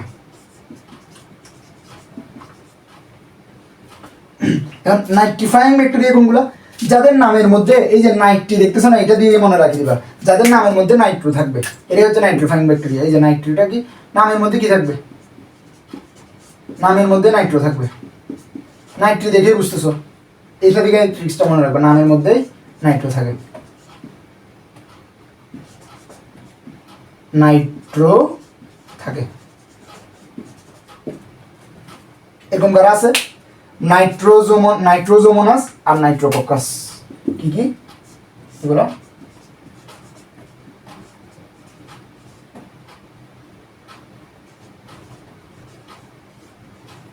এই দুটো ব্যাকটেরিয়ার নাম মনে রাখবা। ওইদিকে যেমন অ্যাসিপিডি কি কি? অ্যাজিডোব্যাক্টর, তারপর হচ্ছে ক্লস্ট্রিডিয়াম অ্যান্ড সিউডোমোনাস। মনে রাখছে ঠিক সেম এখানে নাইট্রিফাইং ব্যাকটেরিয়া কি? নাইট্রোজোমোনাস, আর একটা হচ্ছে নাইট্রোকক্কাস। নাইট্রোকক্কাস। এই উদাহরণগুলো কিন্তু মনে রাখতে হবে, এই জন্য বলে দিচ্ছি এগুলো আসে। এবং ওই যে প্যাস লেগে যায়, কোনটা নাইট্রিফিকেশনে নাইট্রিফাইং ব্যাকটেরিয়া, আর কোনটা হচ্ছে তোমার নাইট্রোজেন সংবন্ধন করে। প্যাস যেন না লাগে। আমার নিজেরও প্রথম দিকে এটা লেগে যেত, পরে এইভাবে যখন পড়ছি আমি আমার মনে থাকতো। আচ্ছা, এরপরে হচ্ছে তোমার দুগ্ধ শিল্পে।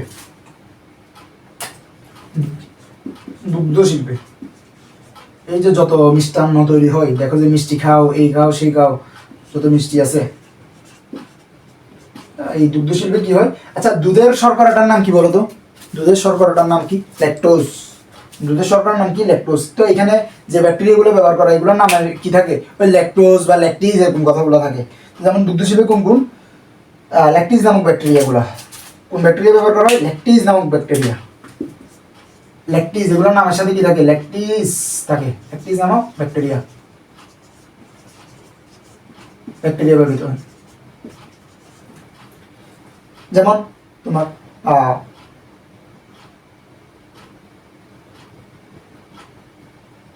স্ট্রেপ্টোকক্কাস ল্যাকটিস, তারপর হচ্ছে তোমার ল্যাক্টোবেসিলাস, স্ট্রেপ্টোকক্কাস ল্যাকটিস, এই যে এইগুলো। তারপর হচ্ছে তোমার পাট শিল্পে। এগুলো কিন্তু এমসিকিউ তো অনেক অনেক আসে, এবং সিকিউতেও যদি কখনো চলে আসে ব্যাকটেরিয়ার উপকারিতা তোমার এখানে বুঝাই দিবে, যে উদ্দীপক দিয়ে হয় ব্যাকটেরিয়া সরাসরি বলে দিবে, অথবা আকার ইঙ্গিতে এটা তুমি নিজে বুঝতে পারছো এটা ব্যাকটেরিয়ার কথা বলতেছে, এভাবে করে বলে দিবে যে এটা আণবিক জীব, এভাবে করে। আর অতি আণবিক বললে কি? ভাইরাস। তো যাই হোক, আণবিক জীব, এটার উপকারিতাটা ব্যাখ্যা করো। তখন এই যে এইগুলো দিয়ে দিবা, দিয়ে একটু সাথে সাথে এই মুখে যা বলতেছি এই মুখের কথাগুলো তোমরা কি লিখবা, এগুলো পারবা আশা করি, সমস্যা নেই। তো পাট শিল্পে কি, পাট শিল্পে কোন ব্যাকটেরিয়া ব্যবহৃত হয়? এগুলো হচ্ছে যে পাটের আস্তা ছাড়াতে ক্লস্ট্রিডিয়াম ব্যাকটেরিয়া।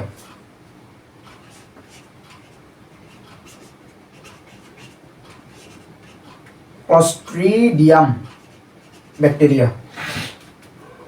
এরপরে চামড়া শিল্পে, চামড়া শিল্পে ডট দিলাম, চামড়া শিল্পে ব্যবহৃত হয় তোমার ব্যাসিলাস নামক ব্যাকটেরিয়া গুলা। কোন ব্যাকটেরিয়া? ব্যাসিলাস। এটা আমি অন্য কালে দিয়ে লিখতেছি।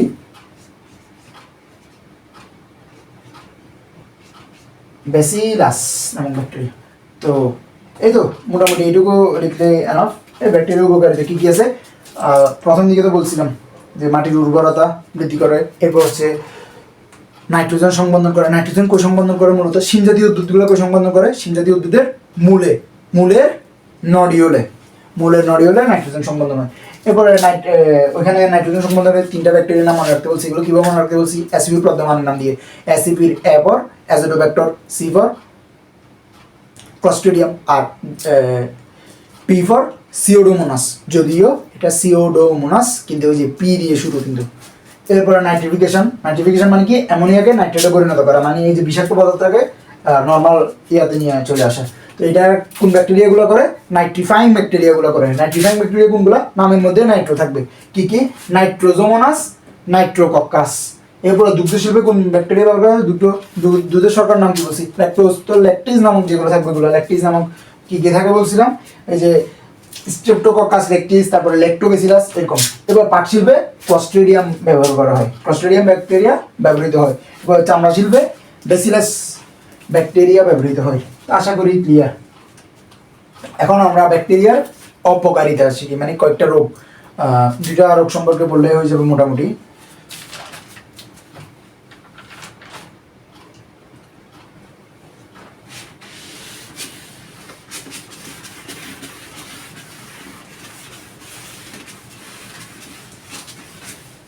আচ্ছা, আমরা ব্যাকটেরিয়ার অপকারিতাতে যাওয়ার আগে আরেকটা টপিক চাইলে একটু করে একটু পড়তে পারি আমরা।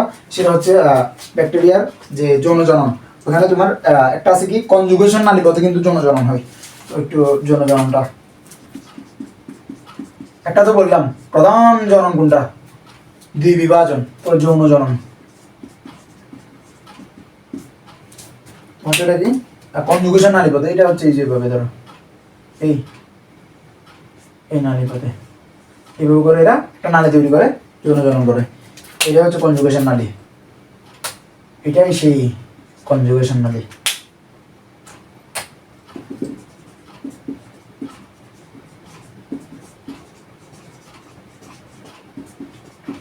আচ্ছা, এরপর হচ্ছে তোমার এখানে ট্রান্সফরমেশন হয়। ট্রান্সফরমেশনটা কি? অন্য ব্যাকটেরিয়ার পরিবেশ থেকে অন্য ব্যাকটেরিয়ার ডিএনএ নতুন ব্যাকটেরিয়া প্রবেশ করে, রিকম্বিনেশন করা, এটাকে বলা হয় তোমার কি? ট্রান্সফরমেশন। আর এখানে আরেকটা কথা আছে, ট্রান্সডাকশন। ট্রান্সডাকশনটা হচ্ছে তোমার ভাইরাসের মাধ্যমে অন্য ব্যাকটেরিয়ার ডিএনএ নতুন ব্যাকটেরিয়া বা আরেকটা ব্যাকটেরিয়ায় প্রবেশ করানো। তো এখানে 2টা টার্ম আছে, এগুলো মনে রাখবা। এটা তো কনজুগেশন নালীটা গেল। ট্রান্সফরমেশন,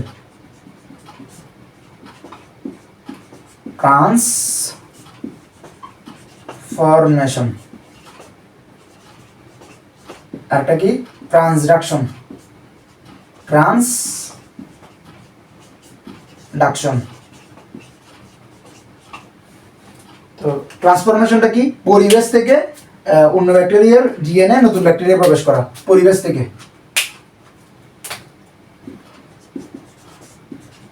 পরিবেশ থেকে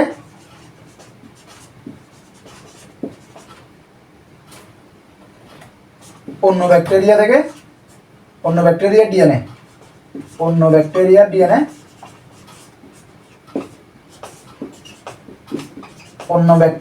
ডিএনএ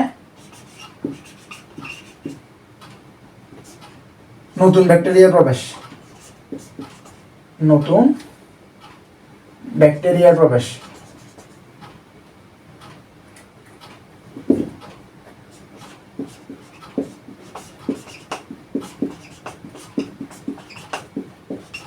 প্রবেশ করানো। কলমটা আসলে খুব বেশি ডিস্টার্ব দিচ্ছে।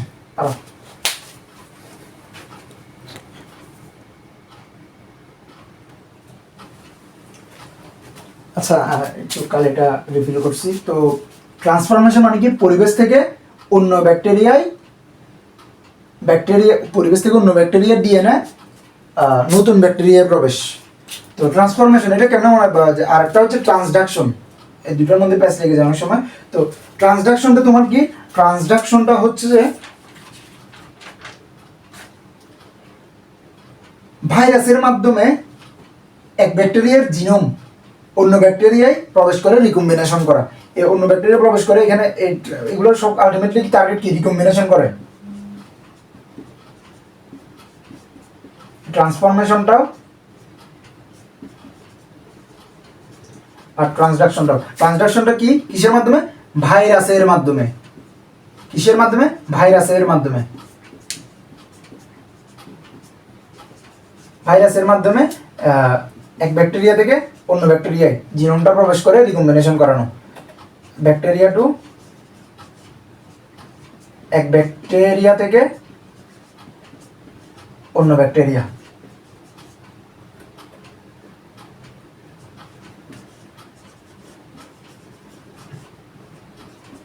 ঠিক আছে।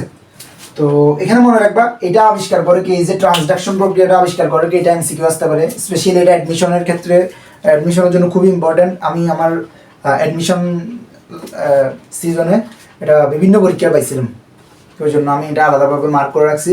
তো এই প্রক্রিয়াটা আবিষ্কার করে দুজন বিজ্ঞানী, জিন্ডার এবং ল্যান্ডারবার্গ।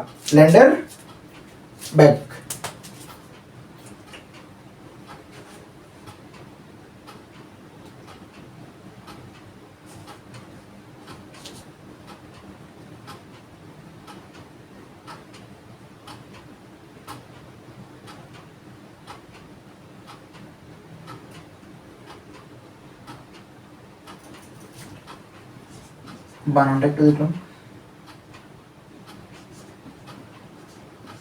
জিন্ডার ও ল্যান্ডারবার্গ।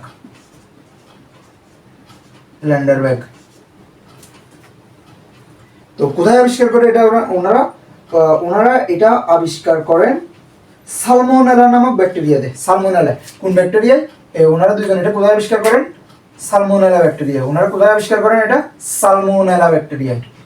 কোথায়, সালমোনেলাতে। সালমোনেলাতে। আর সাথে আরেকটা কথা এখানে মাথায় রাখবা, সেটা হচ্ছে যে লেদারবার্গ, এই যে যিনি আছেন লেদারবার্গ,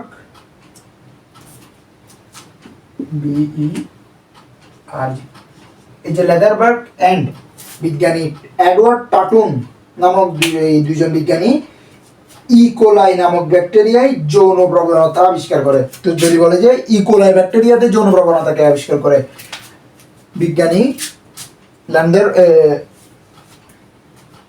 লেদারবার্গ এন্ড এডওয়ার্ড টাটুন। এখানে একটু আসলে ভুল হইতে পারে, তা আমি আলাদা ক্লিয়ার করে দিচ্ছি। সেটা কি দেখো, আচ্ছা এটা গেল। তো এরপর এখানে যেটা মাথায় রাখবা, এই যে আমি একটু বক্সের মধ্যে এটা বলে দিচ্ছি, সেটা হচ্ছে যে বিজ্ঞানী লেদারবার্গ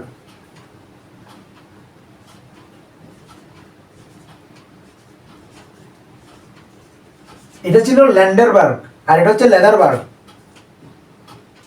এটা একটু খেয়াল রাখবা, এই নাম দিয়ে হয়তো ভুল করাই দিতে পারে। এরকম ঠিক সেম এরকম একটা ভুল আমি একবার করছিলাম, সেটা হচ্ছে ওই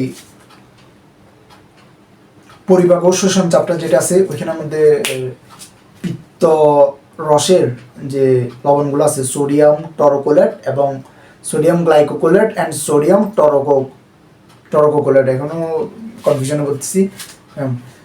সোডিয়াম গ্লাইকোকোলেট আর একটা হচ্ছে সোডিয়াম টরোকোলেট, একটা হচ্ছে গ্লাইকোকোলেট, একটা হচ্ছে টরোকোলেট। এইগুলো নামের মধ্যেই উল্টাপাল্টা করে দেয়, অনেক সময় এগুলো ভুল করে ফেলে। এগুলো অ্যাকচুয়ালি কোচিংয়ের এক্সাম যেগুলো আছে ওইগুলোতে হয় আর কি, অ্যাডমিশন সময় এগুলো করছিলাম, ওই ভুল দেখে তোমাদেরকে বলতেছি। এটা একটু এরকম ভুল হইতে পারে, যে নামটা একটু ক্লিয়ার করে। এটা লিখছে ল্যান্ডারবার্গ, বইয়ের মধ্যে লেখা আছে এগুলো। আর এটা হচ্ছে যে লেদারবার্গ, এখানে এন কথাটা নাই, এন নাই কিন্তু, এটা মনে রাখবা। তো লেদারবার্গ অ্যান্ড টাটুন নামক বিজ্ঞানী, অ্যান্ড এবং এবং কে টাটুন,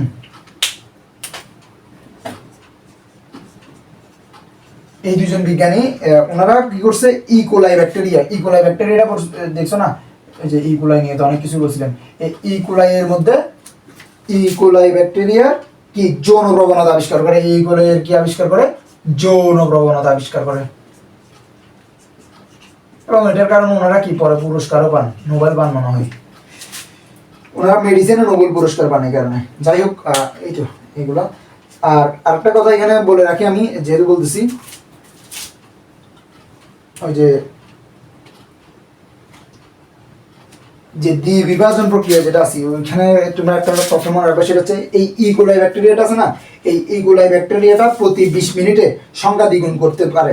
আর ওই দ্বিবিভাজন প্রক্রিয়াটা যদি চলতে থাকে তাহলে একদিনে ইকোলাইয়ের 72টি জেনারেশন সৃষ্টি হয়। তোমরা এগুলো একটু মনে রাখো, যে ইকোলাই ব্যাকটেরিয়াটা তোমার যদি দ্বিবিভাজন প্রক্রিয়াটা চলতে থাকে, এই ইকোলাই ব্যাকটেরিয়াটা একদিনে 72টা প্রজাতি বা 72টা জেনারেশন সৃষ্টি করতে পারে। অ্যান্ড এই ব্যাকটেরিয়াটা কি প্রতি 20 মিনিটে সংখ্যা দ্বিগুণ করতে পারে। ইজিলি মনে রাখবা, 20 কি 2 আছে না, ওই 2 দিয়ে দ্বিগুণ করে, এটা মনে রাখবা। এই কথাগুলো কোথায় পাবা, এটা হচ্ছে তোমরা ওই ব্যাকটেরিয়ার যে টপিক যেটা আছে, ব্যাকটেরিয়ার জননে দ্বিবিভাজন প্রক্রিয়া যেখানে আছে ওইখানে পাবা।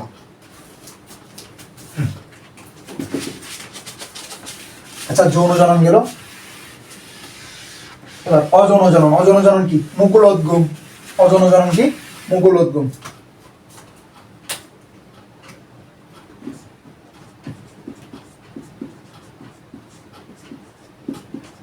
অযৌন জনন কি, ব্যাকটেরিয়ার অযৌন জনন প্রক্রিয়া কোনটা যদি জিজ্ঞেস করা হয় তাহলে কি বলবা, মুকুলোদ্গম। অযৌন জনন মুকুলোদ্গম।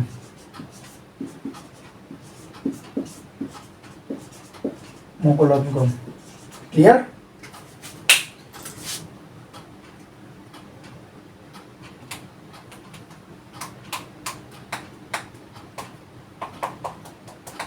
তারপরে হচ্ছে তোমার গনিডিয়া আছে, অ্যান্ডোস্পোর বা অন্তরেণু আছে। ওকে, আচ্ছা এখন আমরা যাব আমাদের রোগ, ব্যাকটেরিয়ার অপকারিতা বা রোগের মধ্যে যাচ্ছি আমরা এখন। রোগ, কলেরা নিয়ে আলোচনা করবো আমরা। কি নিয়ে? কলেরার আগে আরেকটা রোগ আছে, কলেরাটা দিয়ে আমি এটা ফিনিশ করব। তো কলেরার আগে হচ্ছে আমরা ওই আরেকটা রোগ আছে, ধানের ব্লাইট রোগ আছে, ধানের ব্লাইট। এখানে এটা করি, ধানের ব্লাইট। পরে লাস্টে কলেরা নিয়ে আলোচনা করে মোটামুটি শেষ তখন টপিক। এরপর আমি ব্যাকটেরিয়া ভাইরাসের মধ্যে পার্থক্যটা বলে দেবো। আচ্ছা, ধানের ব্লাইট রোগ।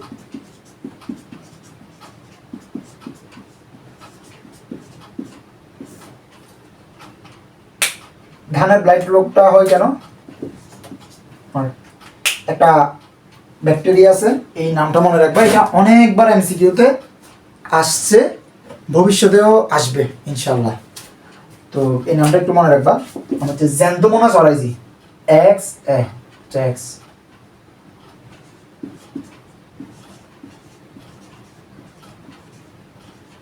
শিখে নাও নামটা।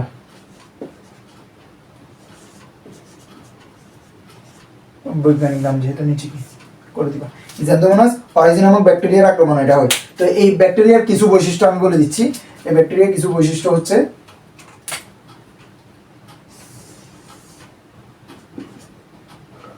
এই যে ব্যাকটেরিয়াটা, এই জ্যান্তোমোনাস অরাইজি ব্যাকটেরিয়াটা কি তোমার, এটা বৈশিষ্ট্য হচ্ছে এটা একটা গ্রাম নেগেটিভ ব্যাকটেরিয়া। এটা কি গ্রাম নেগেটিভ। এই বৈশিষ্ট্যগুলো ভালো মতো জেনে নাও, এইগুলা দিয়ে এমসিকিউ আসবে। স্পেশালি এগুলার আটকাবে কোন জায়গায় জানো, এগুলা হচ্ছে তোমাদের অ্যাডমিশনের সময় সত্য মিথ্যা টাইপের এমসিকিউ কিন্তু ইদানিং খুব বেশি আসতেছে, বিশেষ করে গত 2 বছর ধরে আমাদের ব্যাচ এবং তার আগের ব্যাচ, এই ব্যাচ, এগুলো থেকে আবার সত্য মিথ্যা টাইপের এমসিকিউগুলো আসে। বৈশিষ্ট্য বা একটু বড় বড় অপশন থাকে, এরকম টাইপের এমসিকিউ আসে। তো সত্য মিথ্যা এগুলো জানতে হয়, এটা খেয়াল রাখবা। এখানে যেগুলো বলছি এগুলো খুবই ইম্পর্টেন্ট, এই রোগ থেকে এই তথ্যগুলো খুবই ইম্পর্টেন্ট, হ্যান্ড এই কারণেই বলতেছি। এটা তো পরীক্ষার হলে কী দিয়ে দিতে পারে, গ্রাম পজিটিভ, ওটা তো না, এটা কি গ্রাম নেগেটিভ হবে, মাথায় রাখবা। তারপরে স্পোর তৈরি করে না, কি করে না, স্পোর তৈরি করে না। এই যে তথ্যগুলো দিচ্ছে এগুলো কিন্তু আমি নিজে বিভিন্ন এক্সামে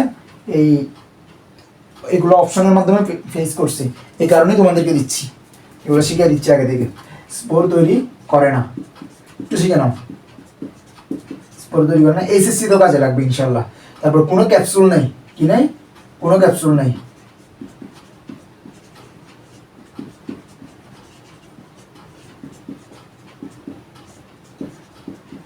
আচ্ছা, এরপর হচ্ছে তবে একটা ফ্লাজেলা থাকে। কি থাকে? তবে ফ্লাজেলা থাকে। কয়টি? তবে ফ্লাজেলা থাকে।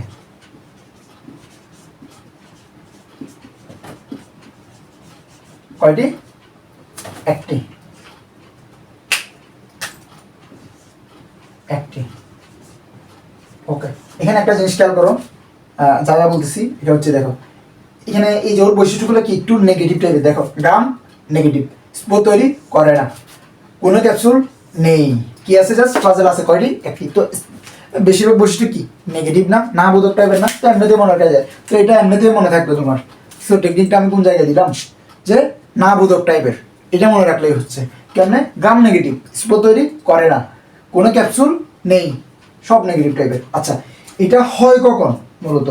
এই এই রোগটা, ধানের ব্রাইট রোগ, এটা ধানের হয় কখন বা কেন হয়? এটার কারণ হচ্ছে তোমার অপেক্ষাকৃত উচ্চ তাপমাত্রায় হয়। এটা আবার হয়ের কথা যদি আসে, জাস্ট উচ্চ কথাটা মনে রাখবা, বেশি বেশি, যেখানেই বেশি, অতিরিক্ত কোনো কিছুই ভালো না, বলে যে না, তো ঠিক সেম এই টেকনিকটা মনে রাখবা এভাবে, যে উচ্চ বা বেশি টাইপের কিছু দেখলেই ওইটাই হচ্ছে এটার বৈশিষ্ট্য। আশা করি এগুলো মাথায় ইনশাল্লাহ এগুলো সেট হয়ে যাবে, যেভাবে বলতেছি। এটা কেন কেন হয় দেখো, তার কারণ হচ্ছে অপেক্ষাকৃত উচ্চ তাপমাত্রা। উচ্চ তাপমাত্রা, উচ্চ তাপমাত্রা, তাপমাত্রাটা যদি মনে থাকে তাহলে ভালো, আমি বলে দিচ্ছি এমনি এখানে 25 থেকে 30 ডিগ্রি সেলসিয়াস। আচ্ছা, এরপরে উচ্চ জলীয় বাষ্প। উচ্চ জলীয় বাষ্প, উচ্চ জলীয় বাষ্প। তারপরে এগুলো যখন তোমরা লিখবা, যদি বৈশিষ্ট্য লিখতে হবে বা এটার সম্পর্কে কখনো ব্যাখ্যা মানে তোমার এই রোগটা চলে আসে, তখন এগুলো তোমরা একটা পয়েন্ট আকারে লিখবা। বুঝতে পারছো? এখানে আমি একবার কমা দিয়ে যাচ্ছি গা, এগুলো তোমরা পয়েন্ট আকারে লিখবা, দেখবে যে লেখা খাতাও পুরাচ্ছে এবং লেখাগুলো সুন্দর লাগতেছে। তো উচ্চ জলীয় বাষ্প। এরপর হচ্ছে অধিক বৃষ্টি। কি? অধিক বৃষ্টি। যদি অধিক বৃষ্টি হয় তাহলে কি হবে? অধিক পানি জমে থাকবে। অধিক পানি জমে থাকবে খেতে, ধানের খেতে অধিক পানি জমে থাকবে। তো এখানে খেয়াল করছো সবকিছু কি উচ্চ না? এই যে উচ্চ, উচ্চ, উচ্চ, অধিক, মানে বেশি বেশি বোঝাচ্ছে না? বেশি বেশি গুলো হচ্ছে কি এটার কারণ। বুঝতে পারছো? এরপরে এর ফলে কি হয়? এই রোগটা হলে কি হয়? ধান বন্ধা হয়ে যায়। বন্ধা হয়ে যায় মানে এখানে আর ফলন হয় না, এবং ফলন কত পার্সেন্ট কমে যায়? 60% কমে যায়। এর ফলে কি হয়? ধান বন্ধা হয়ে যায়। বন্ধা হয়, ফলন 60% কমে যায়। ফলন কত পার্সেন্ট কমে যায়? ফলন 60% কমে যায়। এই 60% কথাটা কিন্তু খুব ইম্পর্টেন্ট। এটা আমি এমসিকিউ এর মধ্যে অনেকবার পাবা। 60% কমে যায়, কমে যায়, 60% কমে যায়। আচ্ছা, এখানে এখন একটা তথ্য দিব, এটা খুবই মাথায় রাখবা। এটা কিভাবে করে এই রোগটা দূর করা যায়? তো এটা দূর করার একটা উপায় হচ্ছে, যেহেতু বীজে হচ্ছে কি রোগ জীবাণুর প্রধান বাহন বা বাহক। প্রধান বাহন কি? রোগ জীবাণুর প্রধান বাহন কি? প্রধান বাহন কি? বীজ। রোগ জীবাণুর প্রধান বাহন, রোগের প্রধান বাহন কি? রোগের প্রধান বাহন বীজ। রোগের প্রধান বাহন কি? প্রধান বাহন হচ্ছে বীজ। তো এই বীজের মধ্যেই আমরা একটু পদক্ষেপ নিব এখানে। তো এখানে কি করব? Bleaching powder 100 milligram per millilitre এবং জিঙ্ক সালফেট দিব 2%। এটা দিয়ে বীজ পরিশোধন করে ফেলবো।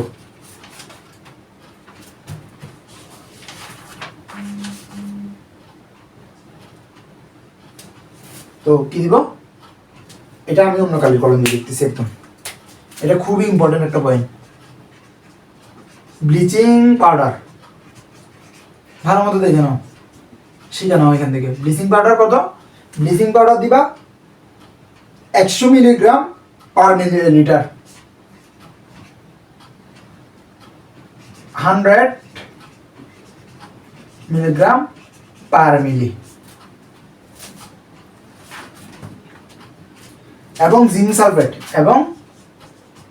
সালফেট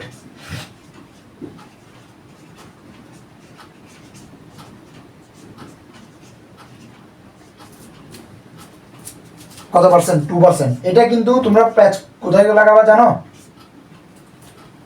তোমরা লাগাবা যে এই যে ব্লিচিং পাউডারকে দিয়ে দিবা 2% আর জিঙ্ক সালফেট দিয়ে দিবা 100 মিলিগ্রাম পার মিলিলিটার। এটাই অপশনে থাকবে, এটাও থাকবে। আর একটা থাকবে কি, bleaching powder 2%, zinc sulphate 100 milligram per millilitre. অ্যাডমিশনের ক্ষেত্রে আর কি এগুলো বেশি এরকম পেঁচানোগুলো করে, তো স্টুডেন্ট পেঁচাই যায় কোনটা কি, এটা মনে থাকে না। তো এটা মনে রাখার একটা টেকনিক আমি এখানে শিখিয়ে দিচ্ছি, সেটা হচ্ছে তোমরা মনে রাখবা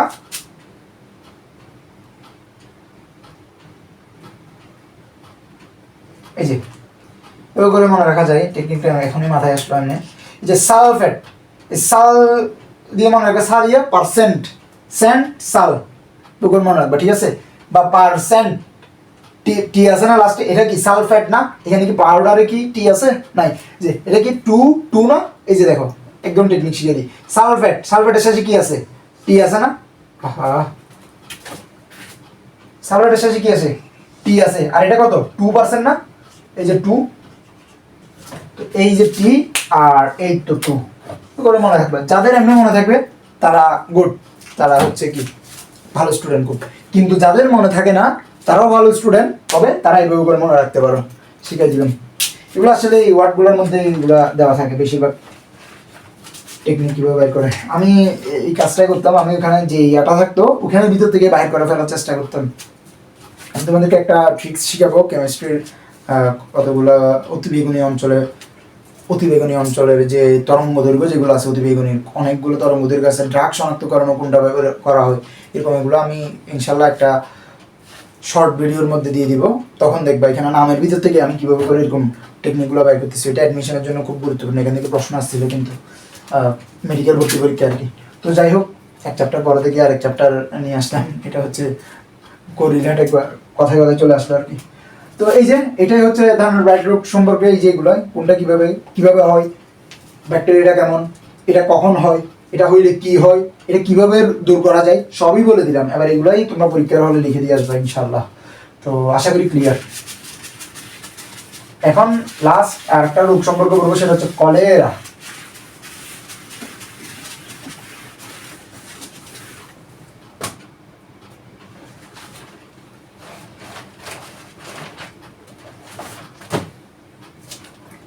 আমরা কি সম্পর্কে বলবো? কলেরা।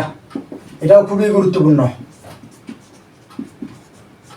এটা পরীক্ষায় আসে। তো কলেরাটা কি? কলেরাটা প্রথম বলবা ব্যাকটেরিয়া গঠিত রোগ। আচ্ছা ঠিক আছে, এটা পারবা। ব্যাকটেরিয়া গঠিত রোগ বলার পরে এই কলেরার আবিষ্কারককে আমি এখানে কিছু তথ্য দিয়েছি কলেরা সম্পর্কে। কলেরার আবিষ্কারক হচ্ছে রবার্ট কক, আবিষ্কারক।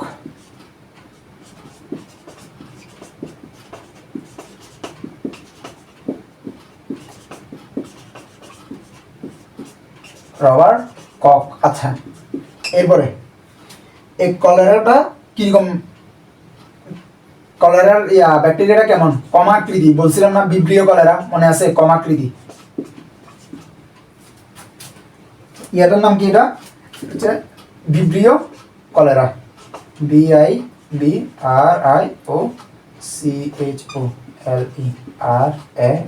কলেরা। এটা কেমন? এটা হচ্ছে একটা এন্টেরোটক্সিন। কেমন? কলেরাজেন এন্টেরোটক্সিনের কারণে এটা হয়। কলেরা রোগটা কেন হয়? কলেরাজেন এন্টেরোটক্সিনের কারণে।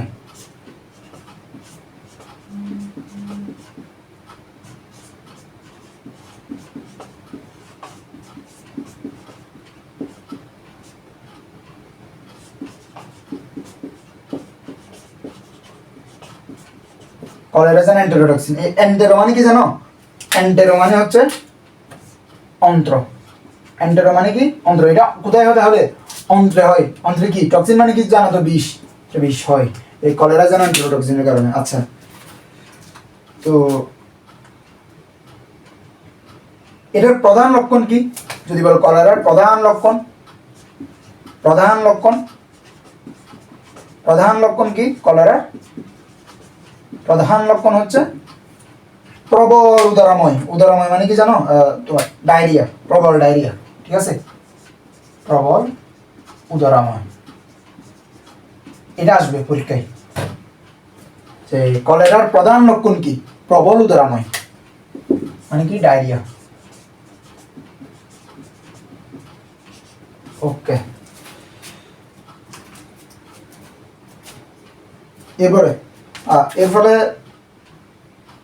কি হয়? ওই যে কলেরার কারণে কি শরীরে পানির পরিমাণ কমে যায়, তারপর তাপমাত্রা কততে নেমে আসে? দেহের তাপমাত্রা নর্মালি কি 98 এরকম থাকে না? তো এই তাপমাত্রা তোমার 95 থেকে 95 থেকে 96%, 96 ডিগ্রি ফারেনহাইটে নেমে আসে।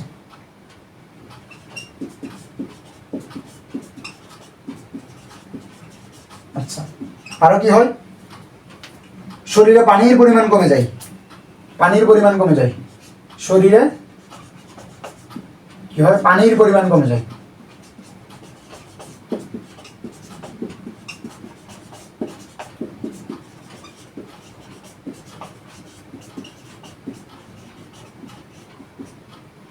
তো এই যে এখানে তোমার আবিষ্কারকের নাম বললাম, কেমন সেটা বললাম, তারপরে লক্ষণটা বললাম, কি কি হয় সেটা বললাম। এখন হচ্ছে এটা তাহলে এটা থেকে কিভাবে করে পরিত্রাণ পাওয়া যায় সেটা বলতেছি এখানে। আবার এগুলো এই পাশে করে বলি।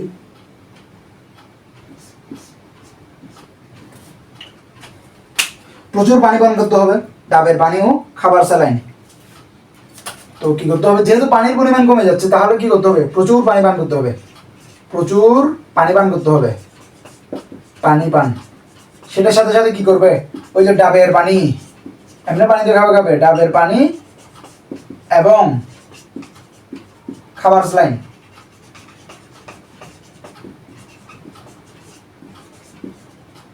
খাইতে হবে, পান করতে হবে। খাবার স্যালাইন কেমন? ওই যে ORS, যেটা হচ্ছে ওরাল রিহাইড্রেশন স্যালাইন, ORS, এটা oral rehydration saline, oral rehydration saline. আচ্ছা, এরপর হচ্ছে ওয়াশ করতে হবে, যেখানে যেখানে তোমার কলেরা যেখানে ইয়েটা হয়েছে ওয়াশ করতে হবে। এখানে তোমার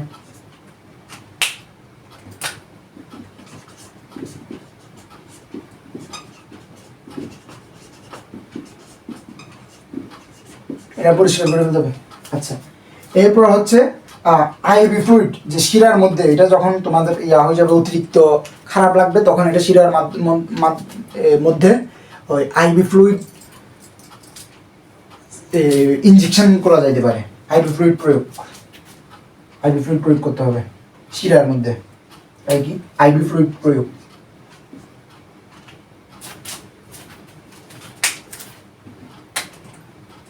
শিরার মধ্যে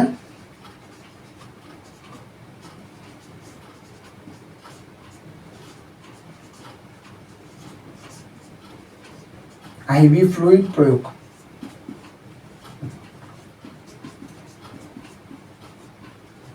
আচ্ছা, এরপর হইতেছে তোমার টেট্রাসাইক্লিন অ্যান্টিবায়োটিক ইনজেকশন করা যেতে পারে। এটা বিশেষজ্ঞ পরামর্শ, যদি একদম খারাপ অবস্থা হয় তখন এটা ডাক্তারের শরণাপন্ন হয়ে বা ডাক্তারের পরামর্শ নিয়ে টেট্রাসাইক্লিন নামক অ্যান্টিবায়োটিক ইনজেকশন করতে পারো শরীরে।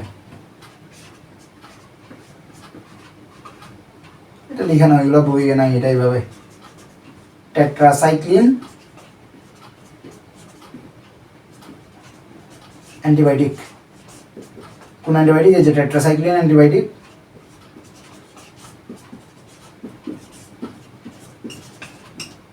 ইনজেকশনের মাধ্যমে শরীরে নিতে পারে।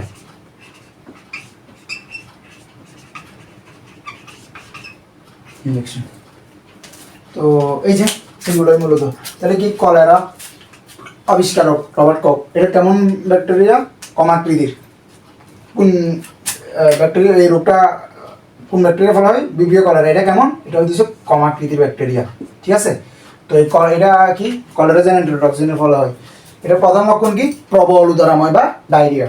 তাপমাত্রা, এটা হলে কি হয়? তাপমাত্রাটা 95 থেকে 96 ডিগ্রি ফারেনহাইটে নেমে আসে, শরীরে পানির পরিমাণ কমে যায়। তাহলে কি করতে হবে এখন? এটা যদি আমরা এটার এই রোগটা দূর করার জন্য প্রচুর পানি পান করতে হবে। তার কারণ হচ্ছে পানির পরিমাণ, শরীরে পানির পরিমাণ কমে যায়।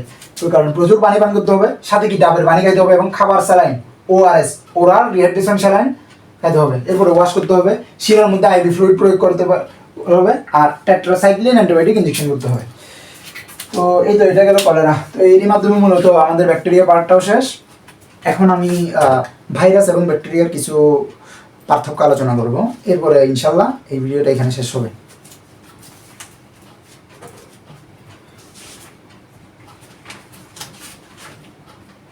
আমি এটা এখানে মুছে দিচ্ছি।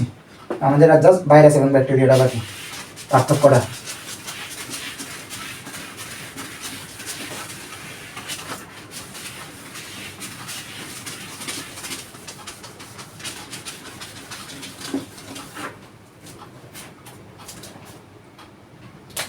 তো এই পাশে ভাইরাসগুলো থাকবে আর ওই পাশে ব্যাকটেরিয়া। Virus, bacteria.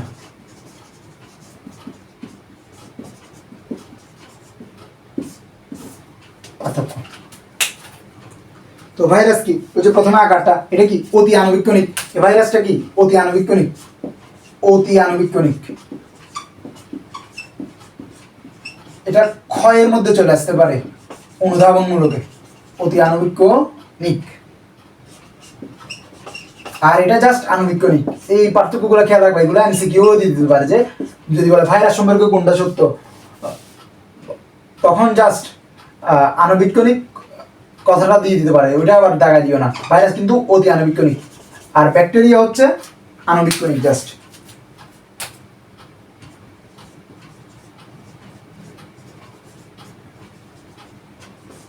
আণুবীক্ষণিক। আচ্ছা, এরপরে মনে রাখবা হচ্ছে ভাইরাসকে ক্যালাসিত করার পর, ক্যালাসিত করলেও, ক্যালাসিত করা যায়। এটা ভাইরাসকে ক্যালাসিত করলে এটা কি তোমার সজীব কোষে প্রবেশ করে পুনরায় জীবনের লক্ষণ প্রকাশ করে, কিন্তু ব্যাকটেরিয়া পুনরায় জীবিত লক্ষণ প্রকাশ করে না। তারপরে হচ্ছে তোমার ভাইরাস। আচ্ছা, প্রথম কথা এটা এটা অতি আণুবীক্ষণিক, এটা আণুবীক্ষণিক গেল। এবার একটা হচ্ছে কি মনে রাখবা, এই যে এটা হচ্ছে কি অকোষীয়। ভাইরাস কি? অকোষীয় বলছি না? ভাইরাস অকোষীয়। অকোষীয়।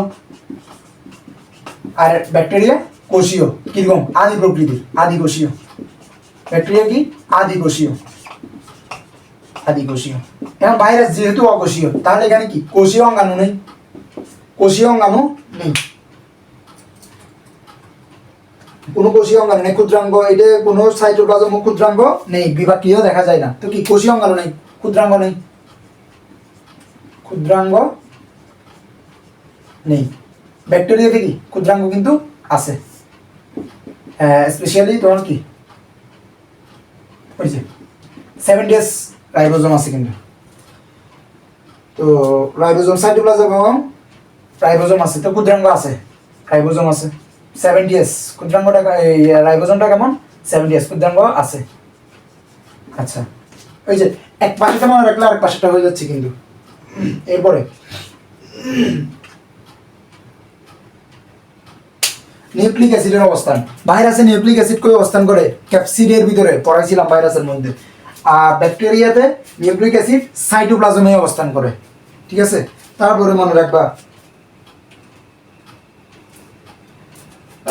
নিউক্লিক অ্যাসিডের ধরন বা প্রকৃতি।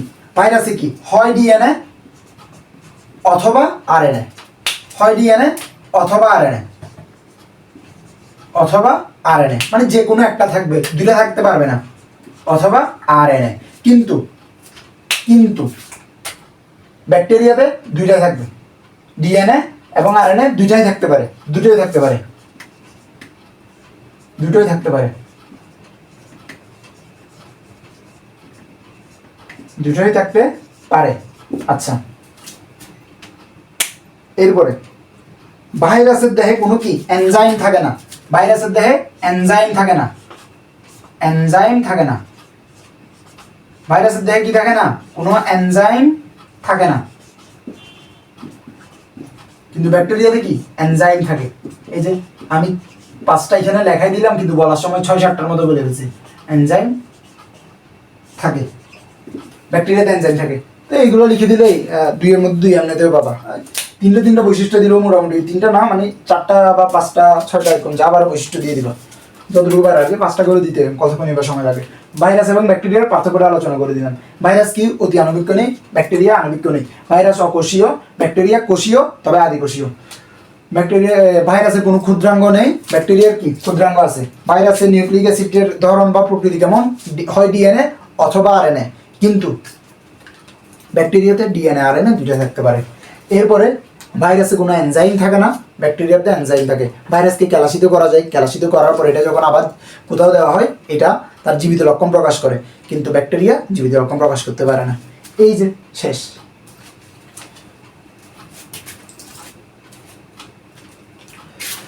তো এইটুকুই ছিল আমার মূলত ব্যাকটেরিয়া টপিকটা নিয়ে আলোচনা। ব্যাকটেরিয়া নিয়ে আলোচনা শেষ, সবই পড়ে দিছি মোটামুটি। এইচএসসিতে এর বাইরে ইনশাল্লাহ আর কিচ্ছু লাগবে না, এটুকু তোমরা বিশ্বাস রাখতে পারো। তোমরা একটু নিজেরা চাইলে টেস্ট পেপারটা খুলে দেখতে পারো, এর বাইরে কিছু নাই আসলে। যা যা পড়াইছি সবগুলো টপিকে এখানে চলে আসছে। এই যেগুলো তোমার এইচএসসি পরীক্ষায় আসছে, টেস্ট পেপারগুলো দেখলে তোমরা বুঝতে পারবা। তো এই ভিডিওটা মোটামুটি লেন্দি হয়ে গেছে যদিও, তাও আমার বিশ্বাস পড়ালেখার সাথে যদি একটু লং ভিডিও দেখতে হয় তাতে কোনো লস তো নাই, বরং লাভ। তো তোমরা যারা এই ক্লাসটা করছো আশা করি তোমরা সবাই লেকচারটা নোট করছো। তো নোট করে থাকলে এটা মিডিয়া ওয়ার গ্রুপের মধ্যে পোস্ট করে দিও, আমাদের গ্রুপে। আর আরেকটা কথা বলবো, তোমরা ভিডিওটা পারলে তোমার ফ্রেন্ডসদের মাঝে শেয়ার করে দিও। আর আরেকটা কথা, লাস্ট কথা, সেটা হচ্ছে যে ভিডিওর আমি চেষ্টা করছি কোনো রকম ভুল ত্রুটি যেন না থাকে। এরপরেও যদি কোনো ভুল ত্রুটি হয়ে থাকে এটা ক্ষমা সুন্দর দৃষ্টিতে দেখবা। তো আজকের মতো এইটুকুই। সবাইকে অসংখ্য ধন্যবাদ সবাইকে, এবং সবাই ভালো থাকবেন, সুস্থ থাকবেন। আর পরবর্তীতে অন্য কোনো টপিক নিয়ে আমরা আলোচনা করবো। স্পেশালি ম্যালেরিয়া টপিকটা বাকি আছে, এটা নিয়ে ইনশাল্লাহ পরবর্তী ভিডিও আসবে। তো তোমরা সেই পর্যন্ত সুস্থ থাকো, ভালো থাকো, আর সবাই সবার জন্য দোয়া করবা, সবাই আমার জন্য দোয়া করবা। আসসালামু আলাইকুম।